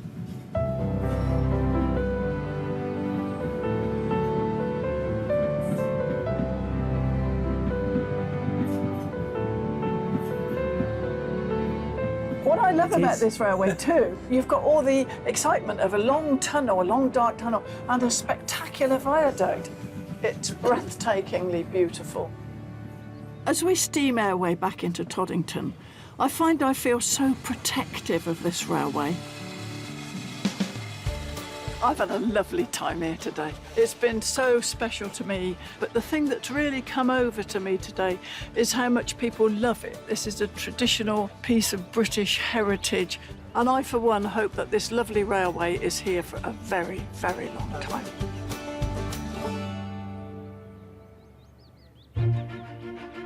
Coming up, I pay a visit to a well-known farmer. We've got some silage here. You can throw it in for if you like. We'll get you working. God, it's pungent, isn't it? And I'll be risking my fillings with some tasty local treats. Oh, they're delicious.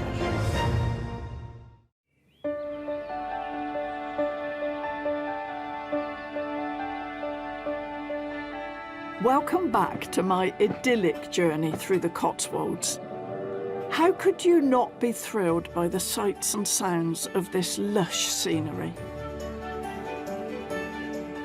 And having finished my marvellous steam journey, I'm now tootling 3 kilometres down the road to the neighbouring village of Winchcombe, where I'm about to try my hand at the noble art of pottery. Winchcombe pottery dates back all the way to the 1800s, and it's now run by Matt Grimmett. Hello, Matt. Hi, Pam. I'm very pleased to be here. Who I hope doesn't judge my feeble pottery skills too harshly. I had a go at pottery donkeys years ago and I really loved it. Tell me why there's a pottery here in Winchcombe. Back in the 1800s, you basically find village potters, before plastic really, so everything from chimney pots, land drains, bowls, jugs, all the things that would be needed for a household. And who works here? Well, there was a team of local people that worked here in the early days, including one of my great-great-grandfathers, who was a chap called Elijah Comfort. Elijah Comfort. Yes. That is a nice name. I'd like a husband called Elijah Comfort. You could just imagine him looking after you, couldn't you? Right, that's enough chat. It's time to throw a pot. On your right-hand side is the pedal that operates the wheel. OK, yeah. That's a decent speed. Yeah. So you need water, and you need lots and lots of water. OK. Otherwise, the clay's going to stick to your hand. Right. That's it. So you've got your hands around the spinning lump of clay, so we're going to make a bowl. Matt's a good teacher. Mind you, I'm a good student. Begin the shaping process. Move your thumb towards me. Right, OK. Oh, I see. Look. Oh, it's coming along nicely, Matt. My thumbnail feels claggy. It will do, yeah. Okay. That's part of the pleasure That's of it. part of the charm, is it? That's right. It's part of the erotic pleasure. Oh, but it's a lovely feeling, cool and silky. And I'm following in the esteemed footsteps of Elijah Comfort. Come on, darling. That's better, Pam. That's really good. That's really good. OK. You're just saying that. No. You say that to all the grannies. Only the ones that get it right. I have my cornflakes in this, Matt. Yeah, look. That's quite nice. Just got to sponge away some of this water. Wow, look at that. I'm really impressed. It was your tuition and my innate skill I that think did it. natural ability. What you'll end up with is a really nice foot on the bottom of that bowl. Yeah, which of course I intended to be there. I should think you Can did. I? Careful, don't get overconfident, Ayres. I've just got the feeling that something's going to go wrong and ruin my beautiful pot. When you're ready, we'll take that off because I think that's a pretty good pot. Right. Hold your breath. Come on, little pot. Feeling resistance. Oh, no, here it is. You got it. Good. Well done. Yeah. Is that all right? Yeah, excellent. And there you go. That's your finished bowl. Thank you for your tuition. You're welcome. I'm not sure it'll win any awards. Depends what category it's put in. That's all right, yeah, the Duffer's Challenge.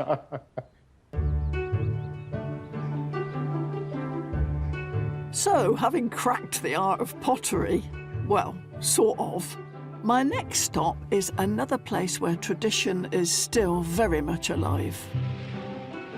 For centuries, farming was at the very heart of life in the Cotswolds. While today it's not the common way of life it once was, it's still pretty important. We kept farm animals at our last house. We had cows, sheep and chickens. I loved it, but to do it properly, my, that's a lot of work. A good farmer needs to be knowledgeable, kind and tough. I'm not sure I had all those qualities myself, but I know a man who does. Hello, Pam. Hello, Adam. Come on out of the rain. Get under the shelter. I will.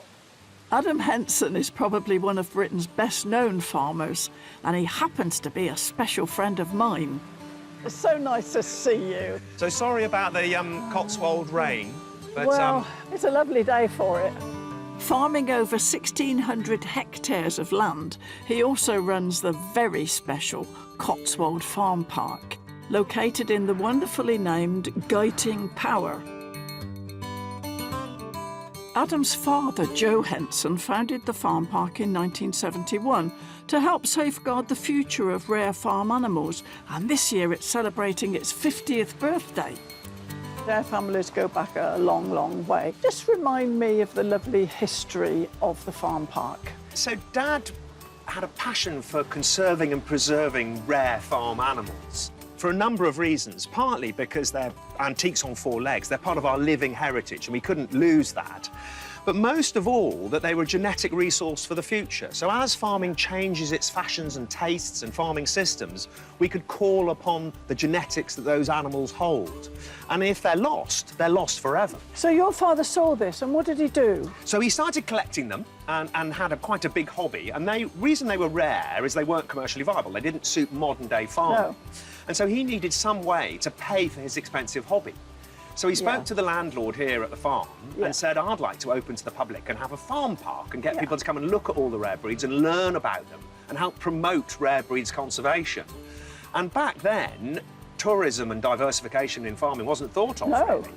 Mum had a little caravan selling sandwiches and cups of tea. Dad was in a little pay shed. We didn't know whether anybody had turned up. No. In the first year, we had 20,000 visitors, and it was 5p for children, 10p for adults to get in. It's so lovely to know that Adam is committed to carrying on what his father Joe started. And I think I'm going to like what we find in the animal barn. So look what we've got in here. Oh, this is one of my favourites.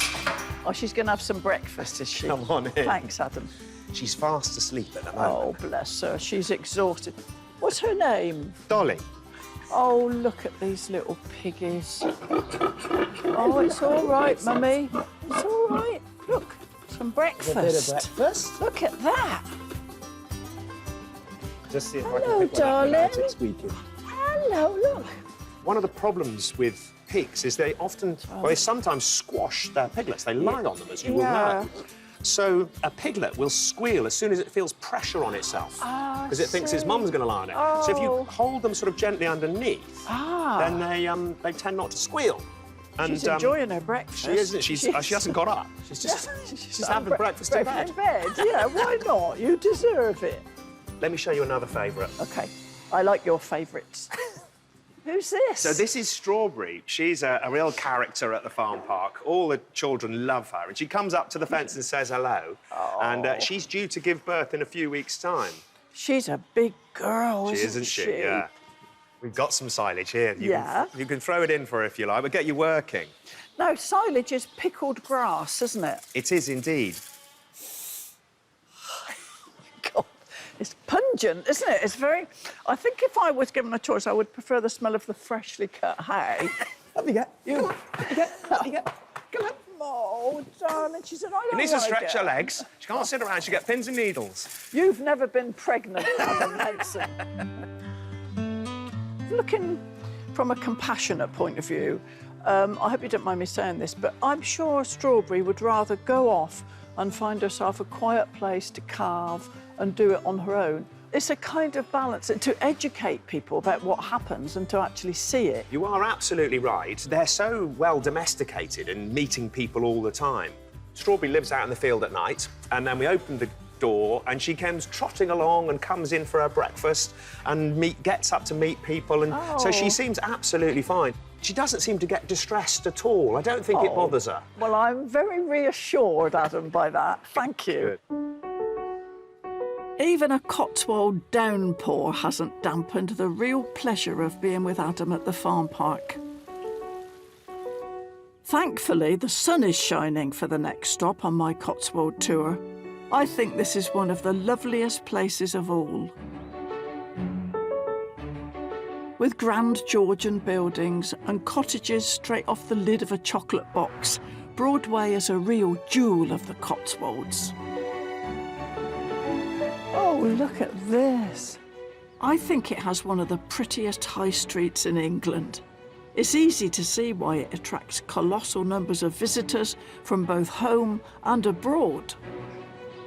And coming back here today reminds me of the very first time I set eyes on this marvellous place.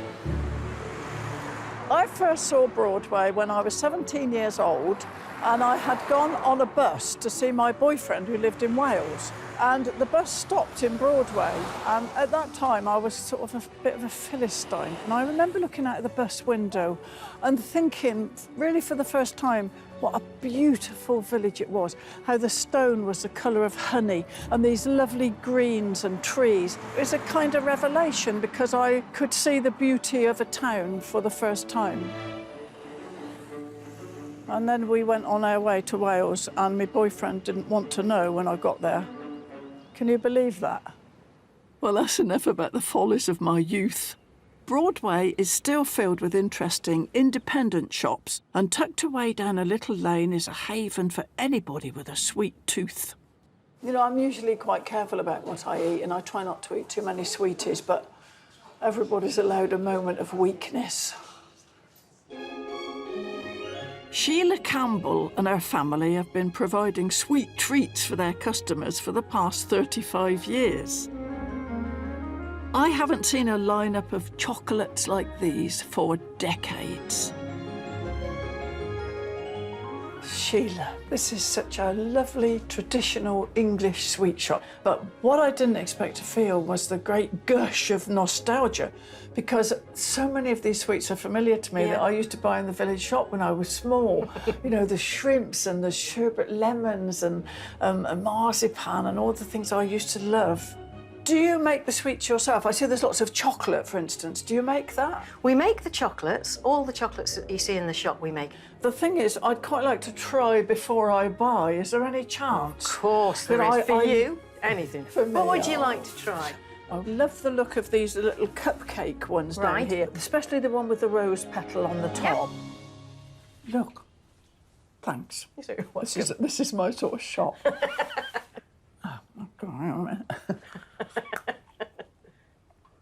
I should have looked after my teeth, Sheila. Oh, they're delicious. Good. Oh, I wish you were here.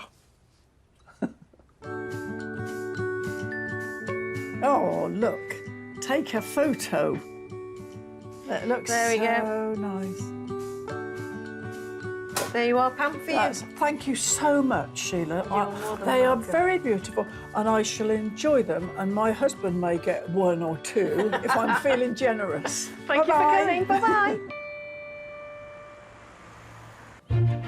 Coming up, I discover more of Broadway, this time from a great height. 62 miles in every direction. It's an enormous range. And I meet some friendly locals. They're a bit nosy. There's somebody coming to see you. Oh, hello, William.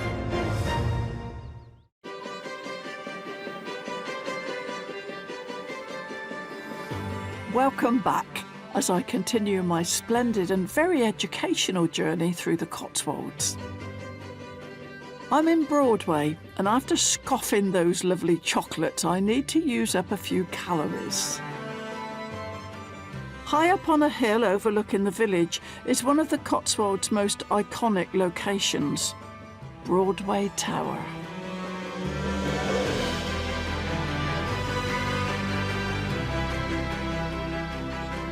Oh, wow, look at that. That's amazing. Look at the gargoyle. I like gargoyles. And lovely little ornate balconies. Oh, it's absolutely gorgeous. I'd never seen it before. At 20 metres tall, the tower was built in the late 1700s and for a very romantic reason. Right, I think it's time for a climb. I've heard that the views from the top of the tower are spellbinding, so I'm heading all the way up to have a good old gander and to meet Annetta Gorton, whose family own it.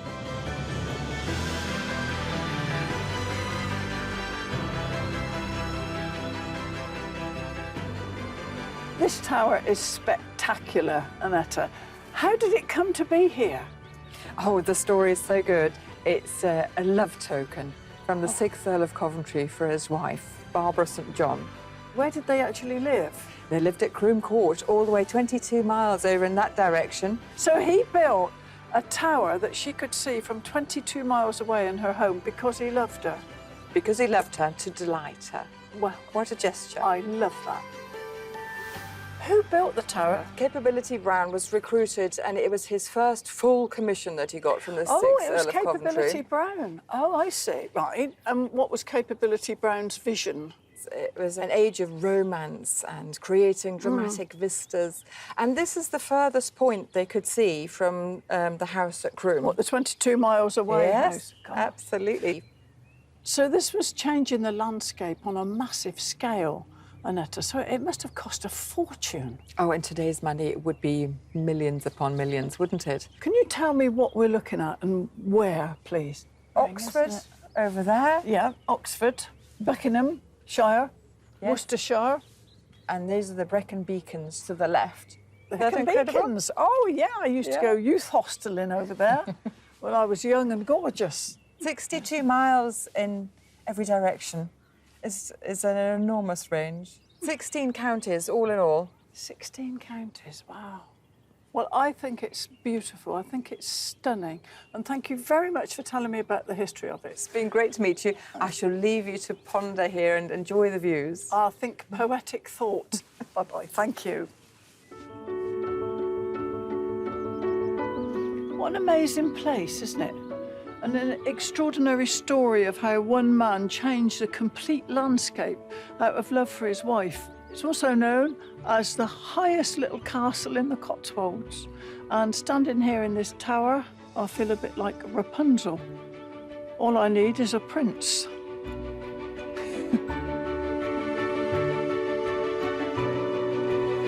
At the time the tower was built, red deer would have been roaming wild across this Cotswold landscape. Hello, Lewis. Hello, Pam. How lovely to meet you. Pleasure to meet you, my dear. Now, what are we going to see today? Well, we're going to see the deer.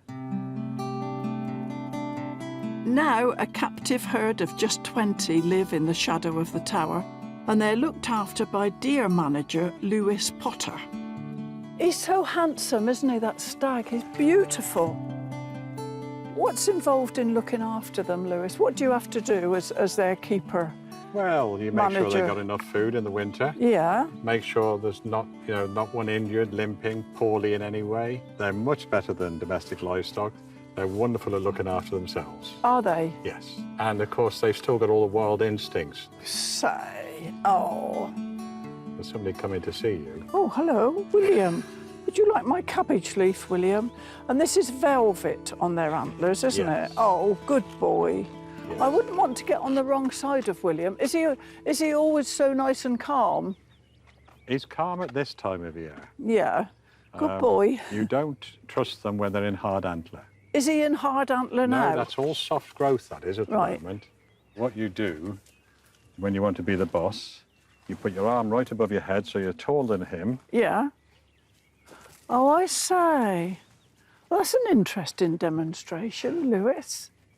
I must say, this has been one of the high spots of my trip to the Cotswolds. It's been a real treat, Lewis. Thank you very much. You're most welcome. It was a pleasure to meet you. Thank you. I think if the beautiful rolling hills around Broadway could talk, they'd have lots of majestic stories. And where I'm headed next, northeast of Cheltenham, I'm sure they could write volumes on our royal history. Now, this is very exciting because I'm here to explore a beautiful Tudor castle, which was home to one of the wives of Henry VIII and which for many generations has been a luxurious getaway to a succession of royals. And so you'd understand that I feel quite at home already.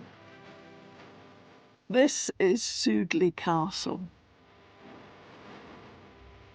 Oh, look at this.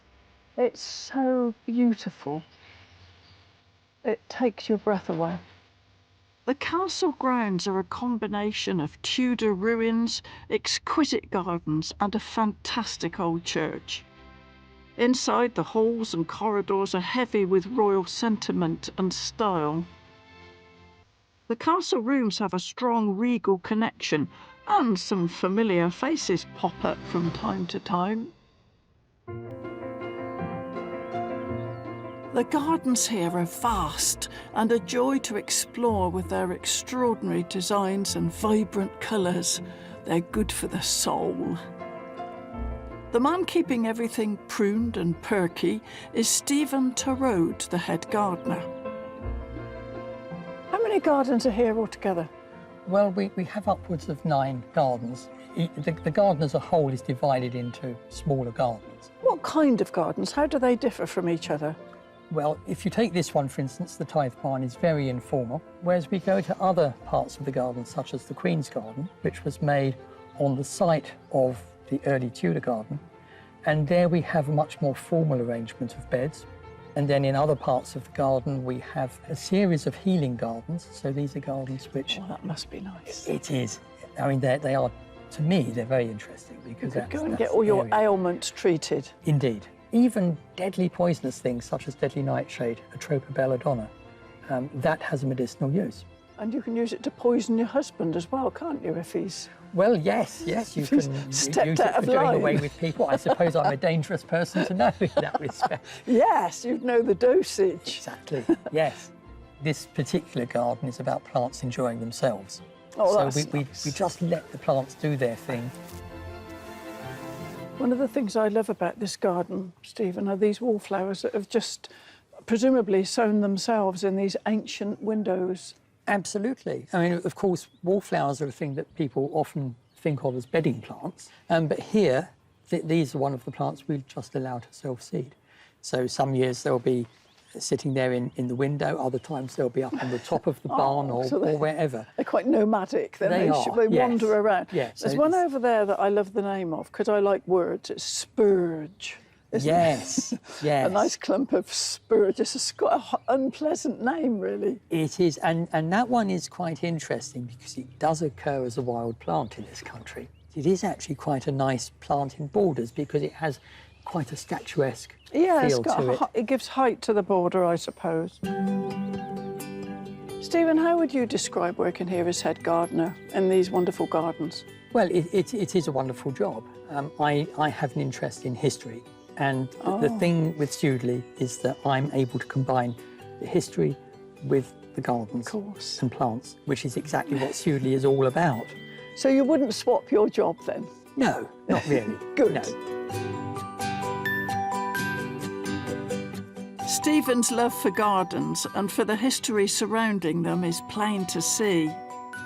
And Sudeley Castle archivist Derek Maddock is now going to take me to a special garden with a particular connection to one of our most famous queens. Can you guess which one? Oh, my goodness.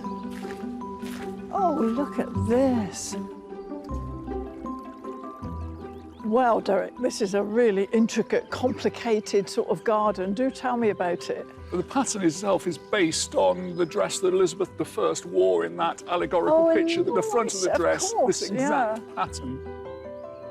And I love the Moorish sort of sense of the calming I love that water. Moorish thing, that navy blue and gold. Yes. It's beautiful. We've got Elizabeth I visiting Sudeley at least 3 times.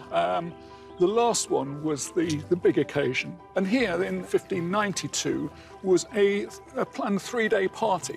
Gosh. So they built a huge complex of gardens, a proper stone banqueting house, a stage just for this party. There's even talk of possibly Shakespeare was in it, but we can't prove that. Like lots of the owners, the owner virtually bankrupted himself. A 3-day party. Why did he do that? Why would he be prepared to bankrupt himself for a 3-day visit? What do you get out of something like this? It's a gamble, isn't it? So a gamble of, let's influence the Queen. Let her have such a great time. Yeah. She will remember me forever and give me permits here and gifts and things like lands, that. And lands, etc. I So see. she knows how to keep her noblemen in control. So it sounds as though to Queen Elizabeth I, this was a pleasure palace, a place to come and relax and spend lots of somebody else's money. It might be called Sudeley Castle, but it is really built as a pleasure palace. They used to say London could be smelt from 30 miles away at that sort of time. So you come to the Cotswolds, you got a bit of sheep smell, but... Escape the stink. Escape the stink. Come here, have a great time. Coming up, I continue my tour of Sudeley Castle as I discover that one of Henry's wives was more than she seemed. My own feeling is that she belongs here. And I'll package up my feelings on the steam railway the only way I know how. Can you hear that clackety-clack? A magic sound. It takes you back to when steam locomotives were the norm.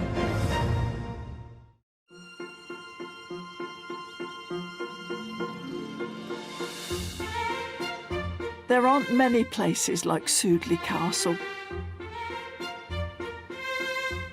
where beautiful gardens are combined with intriguing ruins. This place has stood here and witnessed so much British history. The castle has most certainly played an important role in the nation's past. When was this lovely castle built, Derek? We know that there's been inhabitation on this site for over 1,000 years, but most of the building that we look at here is a mixture between 1440s, when the main castle was first built, and then the Victorian times, which is the rebuild after it was destroyed in the Civil War. And I understand lots of monarchs visited it, so what kings and queens would have strolled round these grounds? Well, technically, we've got 1,000 years of royalty, but so. You know, the first one of note perhaps is Richard III. George III almost killed himself falling down the stairs in this tower. Yeah. The Tudors, for instance, we've got Henry VIII visiting and spending a week here with Anne Boleyn. So we've got a fair connection with royalty. Catherine Parr, of course, lived here, who was married to Henry VIII. Now, what was their relationship, those two? Well, you assume from that little childhood rhyme, divorced, beheaded, died, divorced, beheaded, survived. She was just the nursemaid, the one looking after him in a later life. She was much more than that. She was a skilled linguist. She wrote books. She's the first published queen, and we have copies of her books that she wrote What here. did she write books about? Religion. She certainly wasn't the doormat. So after Henry VIII died, Catherine Parr was it quickly, she married Thomas Seymour. And I have heard the rumour that she loved him all along. She didn't love Henry, she loved Thomas. She was attracted to Thomas Seymour and fell in love with him. Yeah. But Henry saw her and said, no, you're going to marry me. Oh, you don't argue with a king, do you? No, you don't argue with the king. No. But she had loved Thomas Seymour previously. Yeah, you could say that's her one and only weakness, because we love Catherine Parr here, but Thomas Seymour we don't like. I like the sound of her. I think she's a feisty woman after my own heart. We've got a lot of time for Catherine Parr at Sudeley. I can see why. It's such a poignant past. Catherine Parr and her relationship with the Tudors is captivating. And remarkably, she's buried here. Derek's going to show me her final resting place in St Mary's Church, in the gardens opposite the castle. Oh, look. Look at this. This has to be Catherine Parr's tomb, of course. It's a beautiful effigy, isn't it? Yes, it is Catherine Parr's tomb, and she remains the only Queen of England buried in private grounds. Why is she buried here on private land and not in some royal environment? Well, Henry did organise a place for her to be buried alongside of him. Whether it is to do with Thomas Seymour, the rogue he'd become, Edward Seymour deciding that she shouldn't be given that privilege, it's not really very clear. Derek, what did Catherine die of specifically? Well, she died 5-6 days after the birth of her first and only child. Perilous, wasn't it then? Yeah. Poor lady. My own feeling is that she belongs here, really. She was pregnant here, she had her baby here. She lived with the man that she'd loved for all those years. And so I think rather than being in some cold cathedral somewhere, this church in the grounds that she loved and knew seems more appropriate to me. I think that is, the ground she loved. Beautiful setting. And befitting to a queen. Befitting to a queen.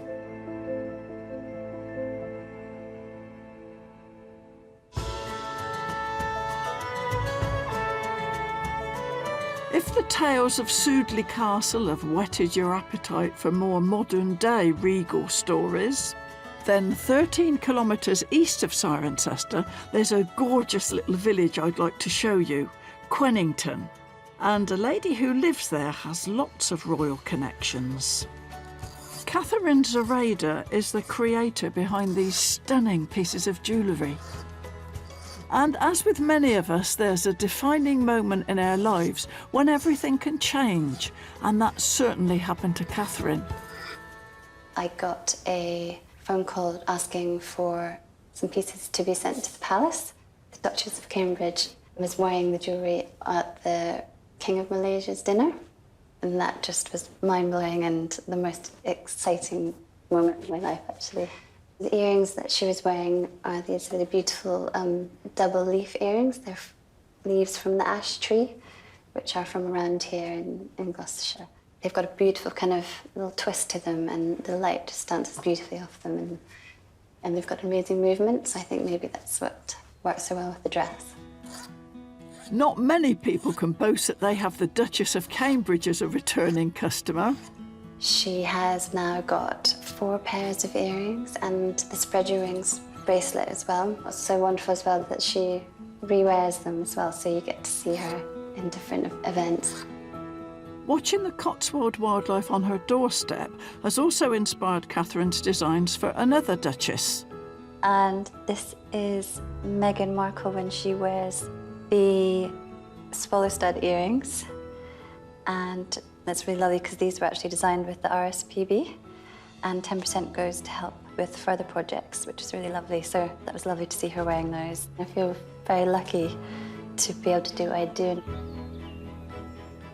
Well, leaving tales of royals and romance, I've had the most wonderful time during the latest trip around my much-loved Cotswolds. From catching up with an old friend, to seeing the Cotswolds from an entirely new angle, and having the chance to pay my respects to one of our queens. I take away so many lovely memories, but one stands out above the rest. Can you hear that clackety-clack? A magic sound. It takes you back to when steam locomotives were the norm. Station gardens filled with the blooms, homely fires in waiting rooms, and everywhere were men in uniform. Fleeting glimpses, barely seen, of rolling hills and fields of green, a chance to be inquisitive and nosy. Little houses all alike, a shed, a trampoline, a bike, and windswept football pitches not so cosy. A drift of bluebells in a wood, I would sniff them if I could. And wildlife corridors of hedge and thistle. All this Cotswold scene evokes, or the sound, the smell, the smoke of a steam train and its disappearing whistle.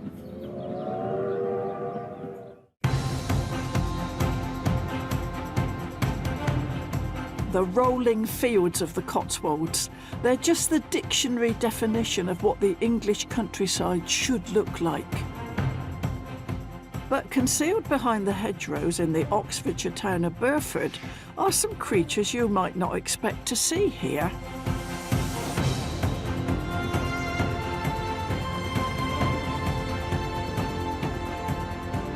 You could almost be in Kenya. But my safari today is much closer to home and to my heart. I'm at the Cotswold Wildlife Park. This place is very special to me because a long time ago in the 70s, I wrote a poem about a parrot here, and I performed it on a primetime TV talent competition, and I won. And that enabled me to leave my job as a secretary, which I detested, and to strike out on my own and try and make a living as a writer. And so that was a magical change for me. The Cotswold Wildlife Park was the inspired idea of animal lover John Hayworth, and it was founded on his family's estate. Today, John's son Reggie looks after the park, so before I set off on safari, I want to find out how this incredible place came to be. Tell me, Reggie, about your dad and why he created this amazing wildlife park in the middle of the Cotswolds. It's intriguing. He was always mad about animals, and it was just when the great British public had their first car the 60s and 70s. And people were starting to explore the countryside. And he thought, I'll start a zoo. He always thought, if we can combine the animals and the gardens and just the beauty of the countryside and just build it up. The biggest thing when we started was a tapir. Oh, yes. So nothing more threatening than that. And of course, you had to have penguins.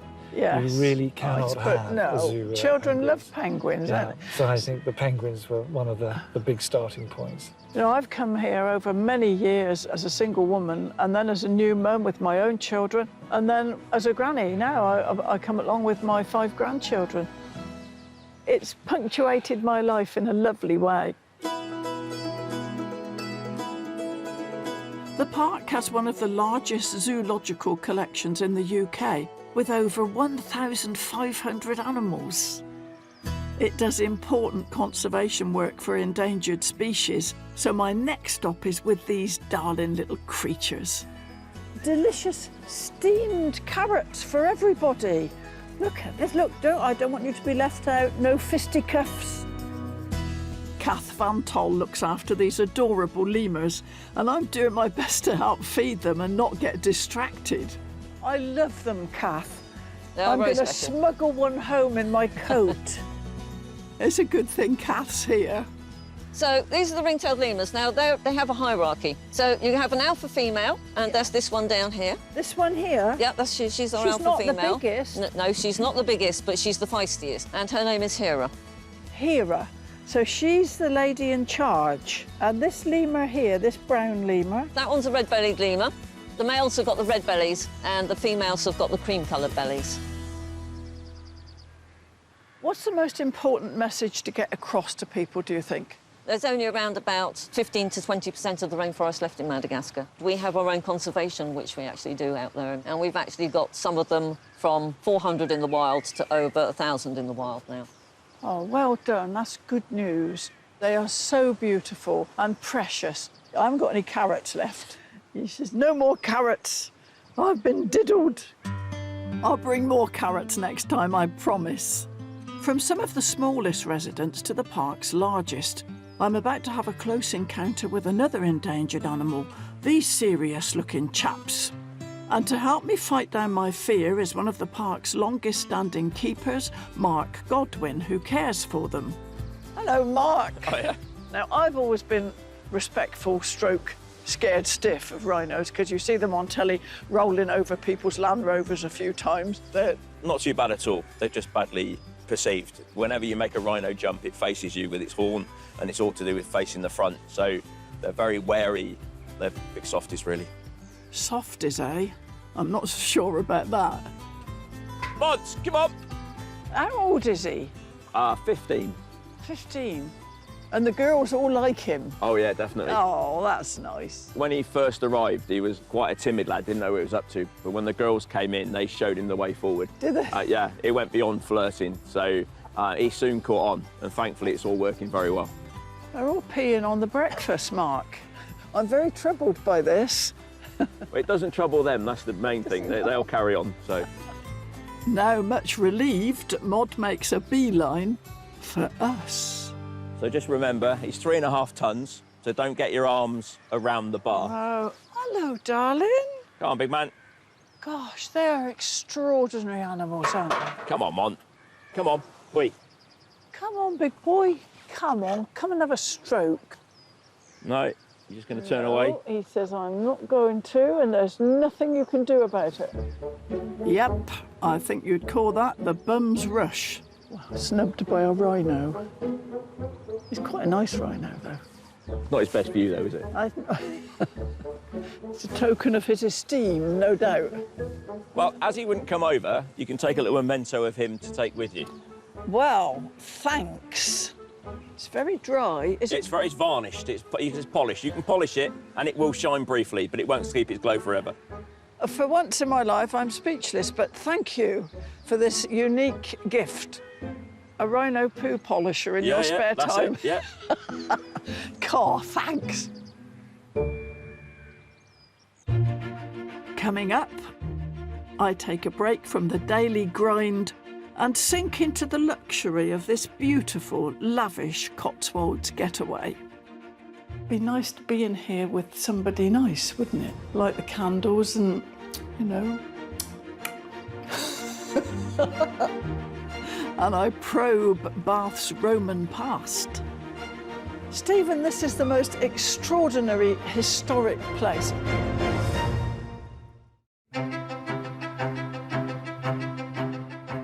Welcome back to my outing through the breathtaking beauty of the Cotswolds. Well, I had a fantastic time at the wildlife park, but now it's time for a gal to take stock and relax.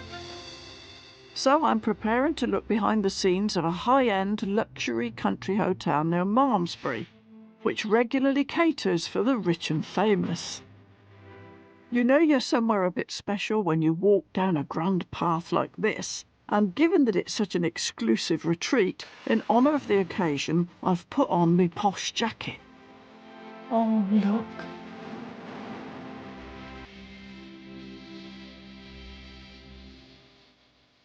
Oh, just look at this. It's a beautiful old Cotswold manor house, and it's all covered in creeper and cobbles and this lovely creamy Cotswold stone. It's just breathtaking. I can't wait to see more of it. With an impressive guest list including royalty and sports stars, Whatley Manor has 23 suites, a spectacular spa, as well as a wealth of gorgeous gardens. If you take a stroll around here, you'll find peace, tranquility, and some lush-looking vegetables. This is where 2 Michelin star chef Niall Keating and his team get inspiration for their delicious dishes. When I was little, we had nothing but homegrown vegetables. My dad was a great vegetable gardener and I grow our own, but it's just basic stuff that I grow, like Brussels sprouts and runner beans and leeks and that. And here there's much more interesting and unusual crops. We really like to have a nice variety. It makes it eye-catching for guests walking around the kitchen garden. Things that we can try out each season. Now, you're a very celebrated Michelin-starred chef. As somebody who eats baked beans out of a saucepan, you know, I'm very impressed. So have you got a favourite kind of cookery? My favourite is just fresh cookery. Fresh vegetables that you can either shave, pickle, souse, and then accompanied by a great piece of local beef or Cornish seafood or whatever we can get our hands on, really. It sounds delicious. As you're our guest here at Whatley today, I think we should cook you up some lunch. How can I refuse? We'll get picking. OK. Well, I've never picked my own lunch and had it prepared by a 2 Michelin star chef before. First stop, chard, a posher version of spinach. Look at the colour of it. I mean, you'd grow it just for the colour, for the decorativeness of it, wouldn't you? It's beautiful. We've got red, we've got purple, and we've got there's an yellow. orange one. I see there's an orange one at the end. The only thing I find about this, it may sound a bit weird, Niall, is it sort of makes your teeth go dry. Do you know what I mean? It gives your teeth a funny feel in this chard. I can't say I've experienced that myself. Perhaps it's something about my teeth. Perhaps I didn't look after them. Perhaps it's the way it's prepared. We've got enough chard. I think we need to go and get some kohlrabi now. The kohlrabi next. I don't think he bothers with cabbage and carrots. It's a beautiful colour, yeah, isn't beautiful. A very versatile kind of turnip. We use grated fresh into a salad, or it can be chopped up, poached, mashed. I shall rush out and buy one if I don't poach this one. Okay, brilliant. Yeah, thank you. Yeah, look at that, it's heavy. Yeah, you can carry it's that. a feast, thank you very much. I knew there was a catch. Last stop, the cauliflower. I'm going to take the whole of this cauliflower with us so we can use the leaves and everything for some stock and soup. Nothing gets wasted, Niall. Nothing gets wasted. You ready for this? I'm ready, yeah. I'm a beast of burden here. I've no idea what Niall's going to craft for me in the kitchen, but I bet it'll be nice. While he works his magic, I'm going to have a sneak peek at one of the hotel's most luxurious and expensive suites. It's a lovely table and chair there where you could sit and compose an ode. Oh, look out the window. There's a great mass of foliage.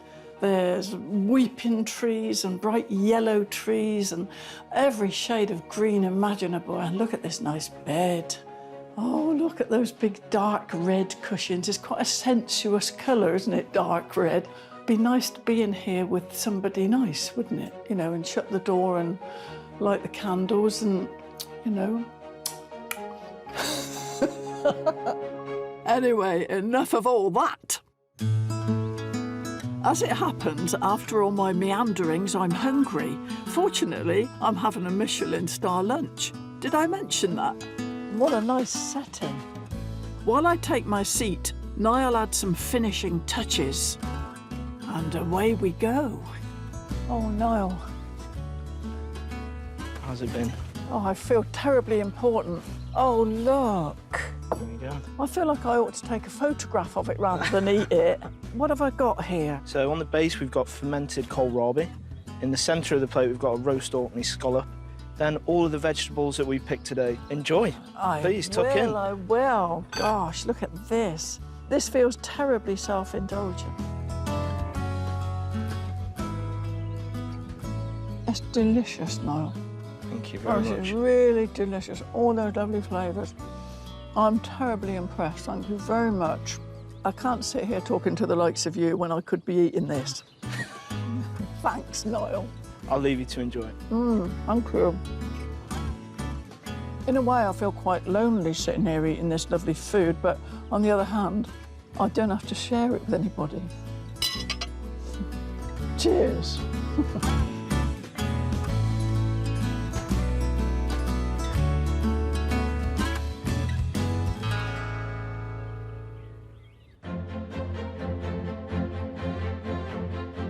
After the indulgence of a relaxing country retreat, my next stop is at one of my favourite cities in the Cotswolds. And it's also one of the most popular for tourists too. On the area's most southerly reaches stands Bath, a city with the richest of histories. The city was created just under 2,000 years ago, when the Romans were ecstatic to discover natural hot springs, making it Britain's first spa destination. Why do you think it's called Bath? The Romans had a tremendous influence on England, and these Roman baths are an extraordinary example of the architecture and engineering that they brought with them. So I would be a boring old bird, wouldn't I, if I didn't go in there and see what all the fuss is about. Below the swirling mists of the Great Bath, the temperatures can bubble up to 95 degrees Fahrenheit. That could bring you out in a hot flush. I've come to meet Roman Baths manager Stephen Clues to discover more about this most atmospheric place. Stephen, this is the most extraordinary historic place. How and why was it built? To the Romans, they were used to having bathhouses and spas. They came to Britain and there weren't any. They had no natural explanation for why hot water should come out of the ground. They believed it was the work of the gods. They had their experience of using the hot water, and so they simply applied it here. In Britain, these are the only hot springs, truly hot springs. Okay. So it's a rather special place. Most Roman bathhouses didn't have a lot of water in because hot water was expensive. And here, the hot water was free because it came from the gods. So what's the process, Stephen, between finding a hot spring and being delighted and then building an edifice like this around it? They needed time and they needed money. And it probably helped to have some free slave labour as well. Yes. Which, of course, was also readily available at the time. Having skilled masons, understanding quarrying techniques, they had cranes, they had a whole lot of technology at their disposal. Stephen's a fount of knowledge. I'd also like to know how an everyday Roman person would use these baths, and Stephen's going to illustrate exactly that with the aid of some props. I like props. I feel very special to have a private view of these articles, but I'm not sure what any of them are. This is probably the most recognisable. Basically, it's an oil flask. To clean yourself, you just put some oil on the skin, and then, of course, the dirt and the oil are both on the skin. Yes. So you need to get them off. Using a scraping tool, this is it, called a strigil. A strigil? Yeah, and because of that curve on it, it will actually go into all sorts of funny corners. And crevices. Yes, absolutely. You do that a few times, and of course then you're left with something there, so... That's gross. That's absolutely I'm afraid gross. it is. It seems a very curious way to clean the body rather than get in the water with a bar of soap. And why did they do it like that? Well, they didn't have a bar of soap, so that's part of the problem. Aha! That explains it. And what about this exhibit here, Stephen, this sort of group of particles? What's that? Well, it's actually a very thin sheet of lead. As a result of corrosion, some of it's missing now. Nevertheless, we've got most of the pieces there. There is some lettering that has been scratched on with a sharp point. Yeah. That lettering is in Latin. When you do translate it, it's a message to the goddess, which in this case is our goddess Sulis Minerva, who we know presided over the springs. It's asking her for some help. The reason is that this person has had his hooded cloak stolen. Oh. He hopes that the person who has stolen it will have a dreadful punishment inflicted upon them. He wishes death, insomnia on their family, and so on. So it's a kind of curse. Yes, really. so he's putting a curse on people. I would have taken the cloak straight back if it was me, if I was going to be cursed. What I find interesting about that is that this place represents the pinnacle of engineering knowledge, and yet there's this primitive element of throwing curses in and appealing to the goddess. So you have the very, very ancient alongside the very modern. Yes, I think you're right. The spring is the focus for many of those beliefs. The hot water, the mystery of it coming out of the ground. I mean, whoever put this into the spring never thought that any human would ever see this again. No, just the goddess. It was just a message for the goddess. Oh, I say. And was it common to curse people? There are more from here than from anywhere else. Are there? Anywhere else in the empire. A lot of cursing went on here then. I feel as though I've learned a lot, so thank you very much. I wish I had one of those striggles, actually, because my husband's quite a flaky person. You know, I could oil him when I got home. Yes, well, I wish I could offer you this one, but unfortunately I can't. No, it belongs here, I think.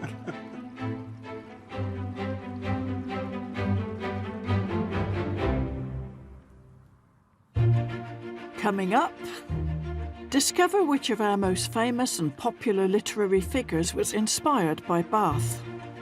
I can imagine her walking along, looking at the buildings and all the landmarks here. And in an unexpected American garden, I get an intoxicating whiff. This is a real archetypal, lovely perfumed red rose. Oh, it's absolutely gorgeous, isn't it? It is very lovely.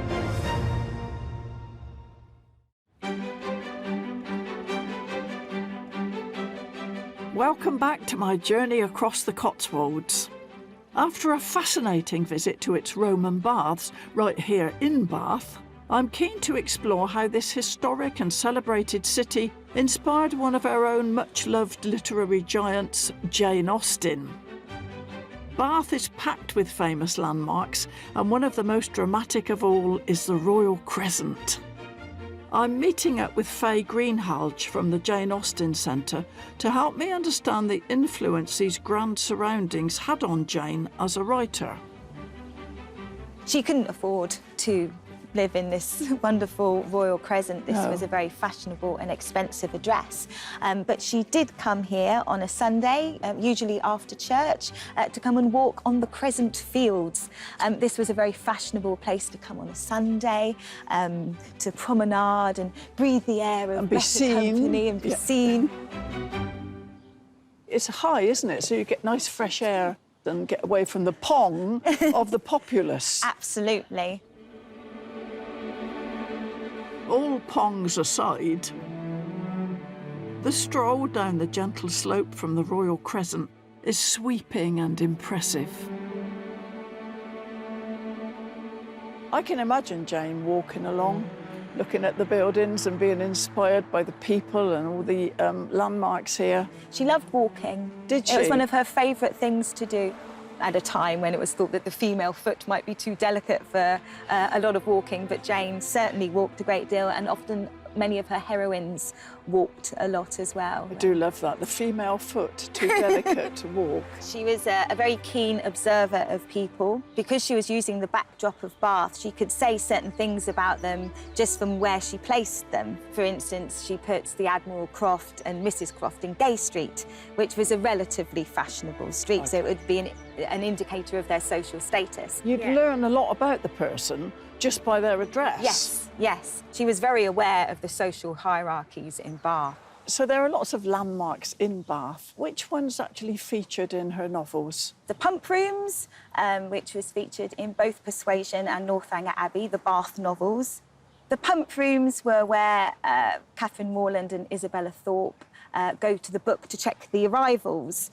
And it was a very clever way to show off how wealthy you were. So you would go to the book, see what address someone was staying at, and then you would work out whether they were worth pursuing as a potential husband, wife, or whatever. Marriage was incredibly important in those days. Generally, both parties would try and marry up, which reflects very much Sir Jane's novel Persuasion, where Anne Elliot wants to marry Captain Wentworth, but he's thought not rich enough for her. No, he doesn't measure up. He doesn't measure up to her family's expectations, very high expectations. Yes. Just near here, we've got the gravel walk, and when Anne Elliot and Captain Wentworth finally realise that they both still love each other, they go for a very romantic walk down the gravel walk, which was known very much so as a lover's lane.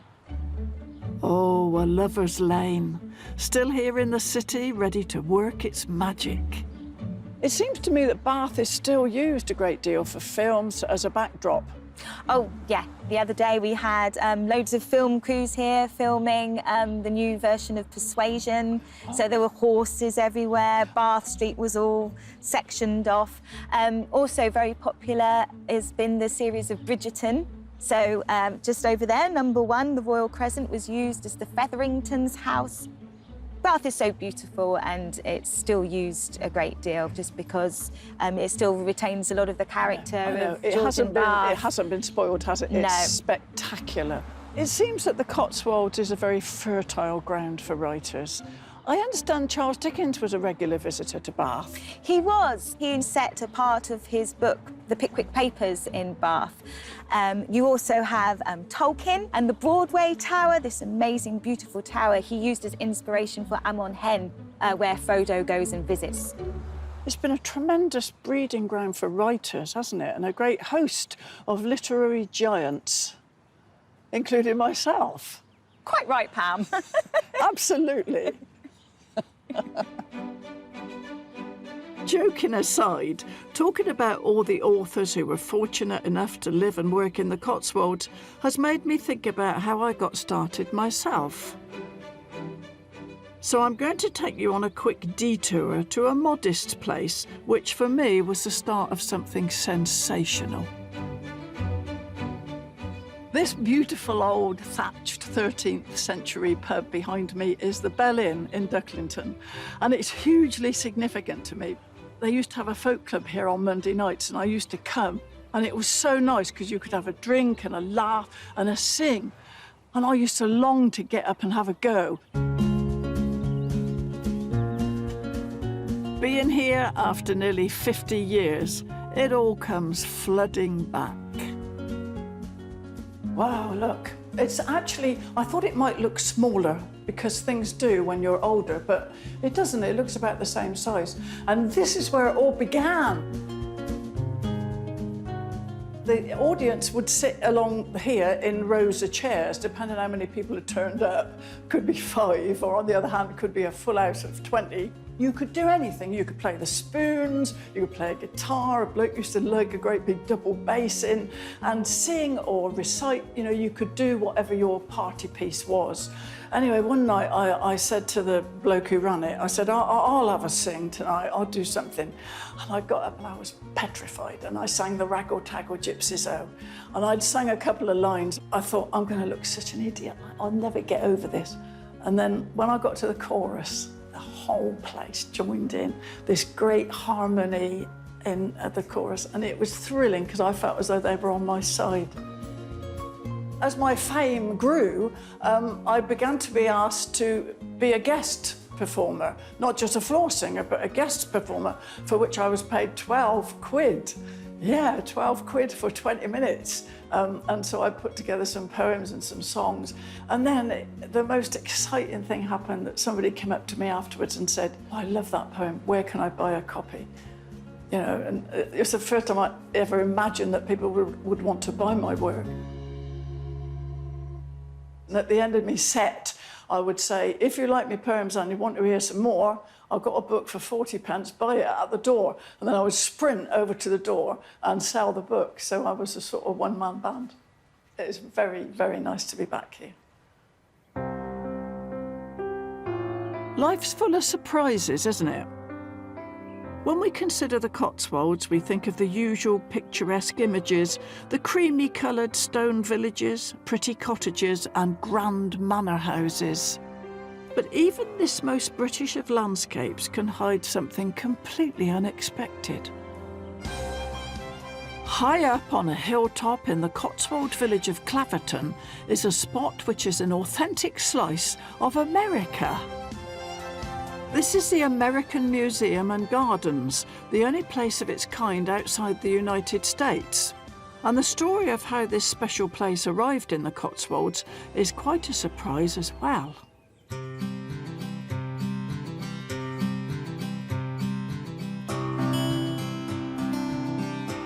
Oh, it's such a nice place. The museum was founded by two friends 60 years ago, American Dallas Pratt and John Judkin, who was British.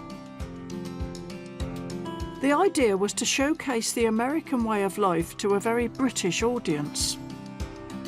John had an antiques business and Dallas had the money to buy things, so the pair toured America for 2 years and started exhibiting their artefacts here at Claverton. But it's not the inside I'm most interested in. I'm really here to see what's outside. The gardens are a huge part of the museum's attraction. Head gardener Andrew Cannell is the man responsible for keeping the American theme alive and well throughout these British beds and borders. Is this garden very different from an English garden? I used to work in an English garden, and in that sort of garden it's very sort of intermingled. There's sort of, you know, maybe one, yeah, two, more three, fussy, four, isn't it, yeah. in a way? Whereas here we have plants that are displayed on a huge scale. Things like this rose down here, this Marie Pavie, there's not, you know, 4 or 5 of them. There's 90 here and another 90 over there. Great swathes of things. Yes. That is a different approach, isn't it? We've got Rosa Knockout here. Knockout? Yeah, that's right. It does knock give your you a socks sock on the jaw. Yeah, this really vibrant pink. I quite like it. It's cheerful, isn't it? It's a nice splash of a bright, cheery colour. And this white one is the fragrant one, I think. It's just coming over in great drifts. It's so lovely. Yeah. What else can we see that perhaps is more typically American? We've got a rose down there called Mr. Lincoln. It's that red velvety one down there. Oh, that lovely red one, such as you would give your Valentine on Valentine's Day. Beautiful scent, beautiful scent. Is it? I'm going to go and stick my substantial nose into it. We Ayreses have all got substantial noses. See, this to me is a proper rose. This is a real archetypal, lovely, perfumed red rose. Oh, it's absolutely gorgeous, isn't it? It is very lovely. With so much on offer, maintaining this mass of roses is a daily operation.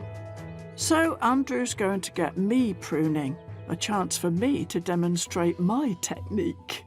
That's it. Oh, perfect. Yeah, I know. I've done it before. Do you know, I had a rose named after me once. Really? Yeah, but they've named it after somebody else now. They decided I was too much of a has-been to have a rose. Well, more fool them. Oh, thanks. It's a very healthy-looking rose, isn't it? Yeah. It's a good doer, as we say. A good doer. Well, that's what you want, isn't it? Hmm. I think if I do any more, I'll be a bit of a vandal. I saved you endless labour, haven't I? You have, thanks. From roses named after one president to an entire garden based on the designs of the USA's founding father himself, George Washington.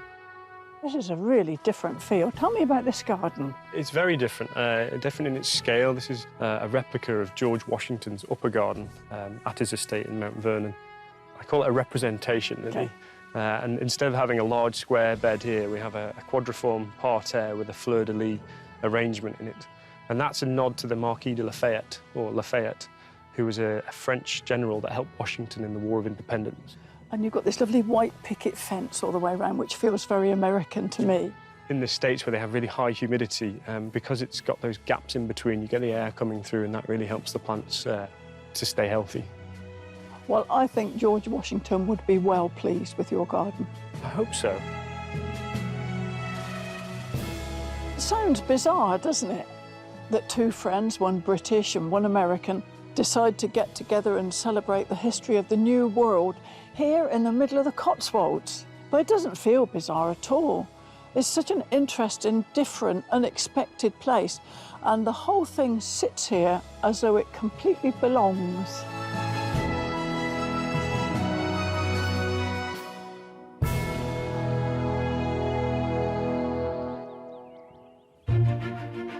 Coming up, find out which spirited royal polo player we're talking about. But he's a very competitive player on the field. Do you have to let him win? Certainly not. Good. And I end my hugely enjoyable Cotswold adventure with a poem for a special animal. My hooves are painted black, I'm saddled up and looking pucker. I'll gallop like the Furies for a 7-minute chucker.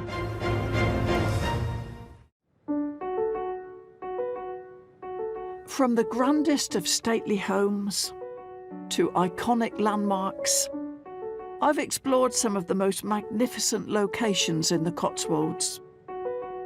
But now I'm heading to one of my favourite places. My next trip takes me to a town which was once known as the capital of the Cotswolds, Cirencester. During Roman times, this market town was the second largest settlement in England after London, but it's not its Roman origins I'm here to explore today. I've got a conundrum for you now. What connects the royal family, horses, and what's known as the oldest team sport in the world? Come on, it's not that difficult. Yes, I'm sure you've already guessed it. I'm here at Cirencester Park Polo Club. Established in 1894, it's one of the oldest polo clubs in England, and amid more than 1,200 hectares of park and woodland, it's not a bad way to spend a Saturday afternoon. Kuldeep Dillon is the ex-chairman of the club.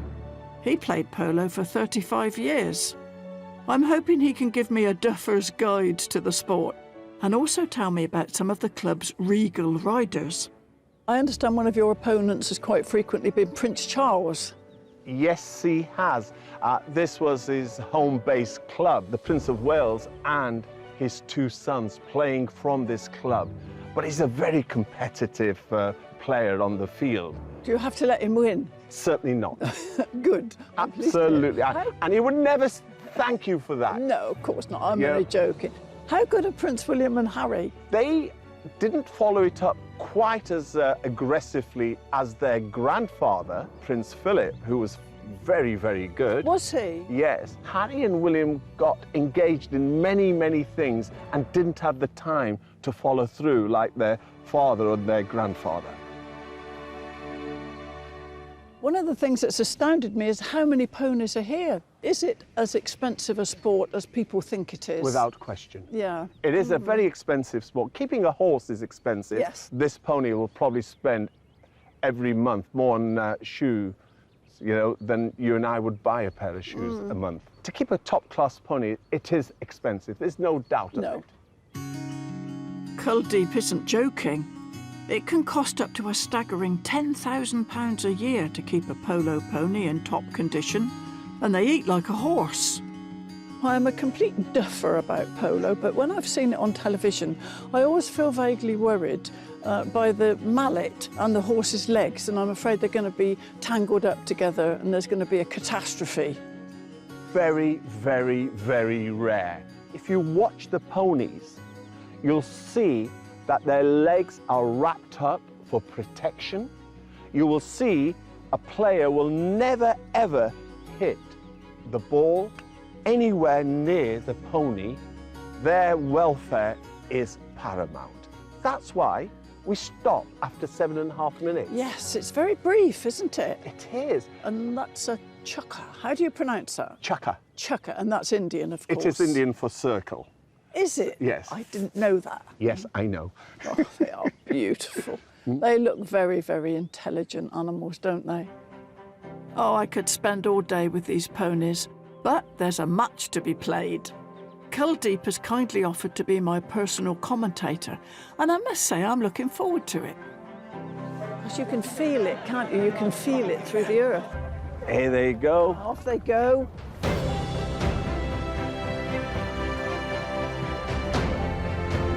It's rather a satisfying clonk, isn't it, when it gets struck? I'm glad Culdeep's here. It went wide. Oh, it went wide. It went wide. It went wide. I don't think I'll buy a polo pony, though. I don't think I've got the pelvis for it.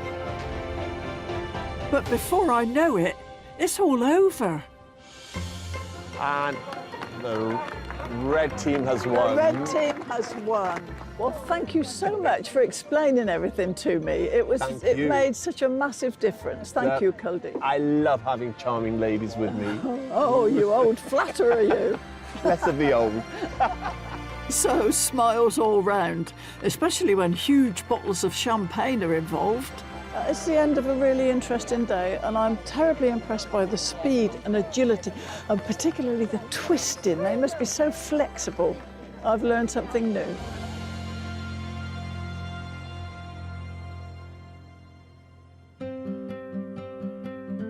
I am so fortunate to call the Cotswolds my home. And my travels around it have made me extra grateful to be from this beautiful part of the world. I've met the most incredible people. You give me that plate. Thank you very much.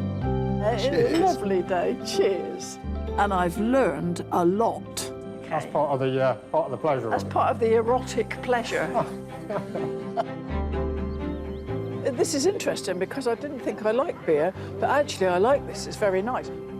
I've had the most wonderful time on this final chapter of my trip. From meeting the most precious and endangered of animals, visiting new and old historical landmarks, and of course, that Michelin meal. But one visit, or rather one individual, certainly caught my eye. I am a polo pony. You'll have noticed this, of course, but as I'm over 15 hands, I am, in fact, a horse. My flowing tail is plaited. They have scissored off my mane to stop the players' fingers getting tangled in my reins. Polo doesn't sound like any other kind of sport. The hoofbeats as they thunder and the noses as they snort, the clonking of the plastic ball, the swinging of the mallet, the curses of the players from a richly coloured palette. Some horses work in forestry with massive trees to haul, but I'm a polo pony, so I have to chase a ball. My work is very noble, though the Philistines may scoff. I have to help my players push the other players off. My hooves are painted black, I'm saddled up and looking pucker. I gallop like the Furies for a 7-minute chukker. Out upon the polo ground, I turn and twist and pivot. And when the chucker's over, you can dance upon the divots.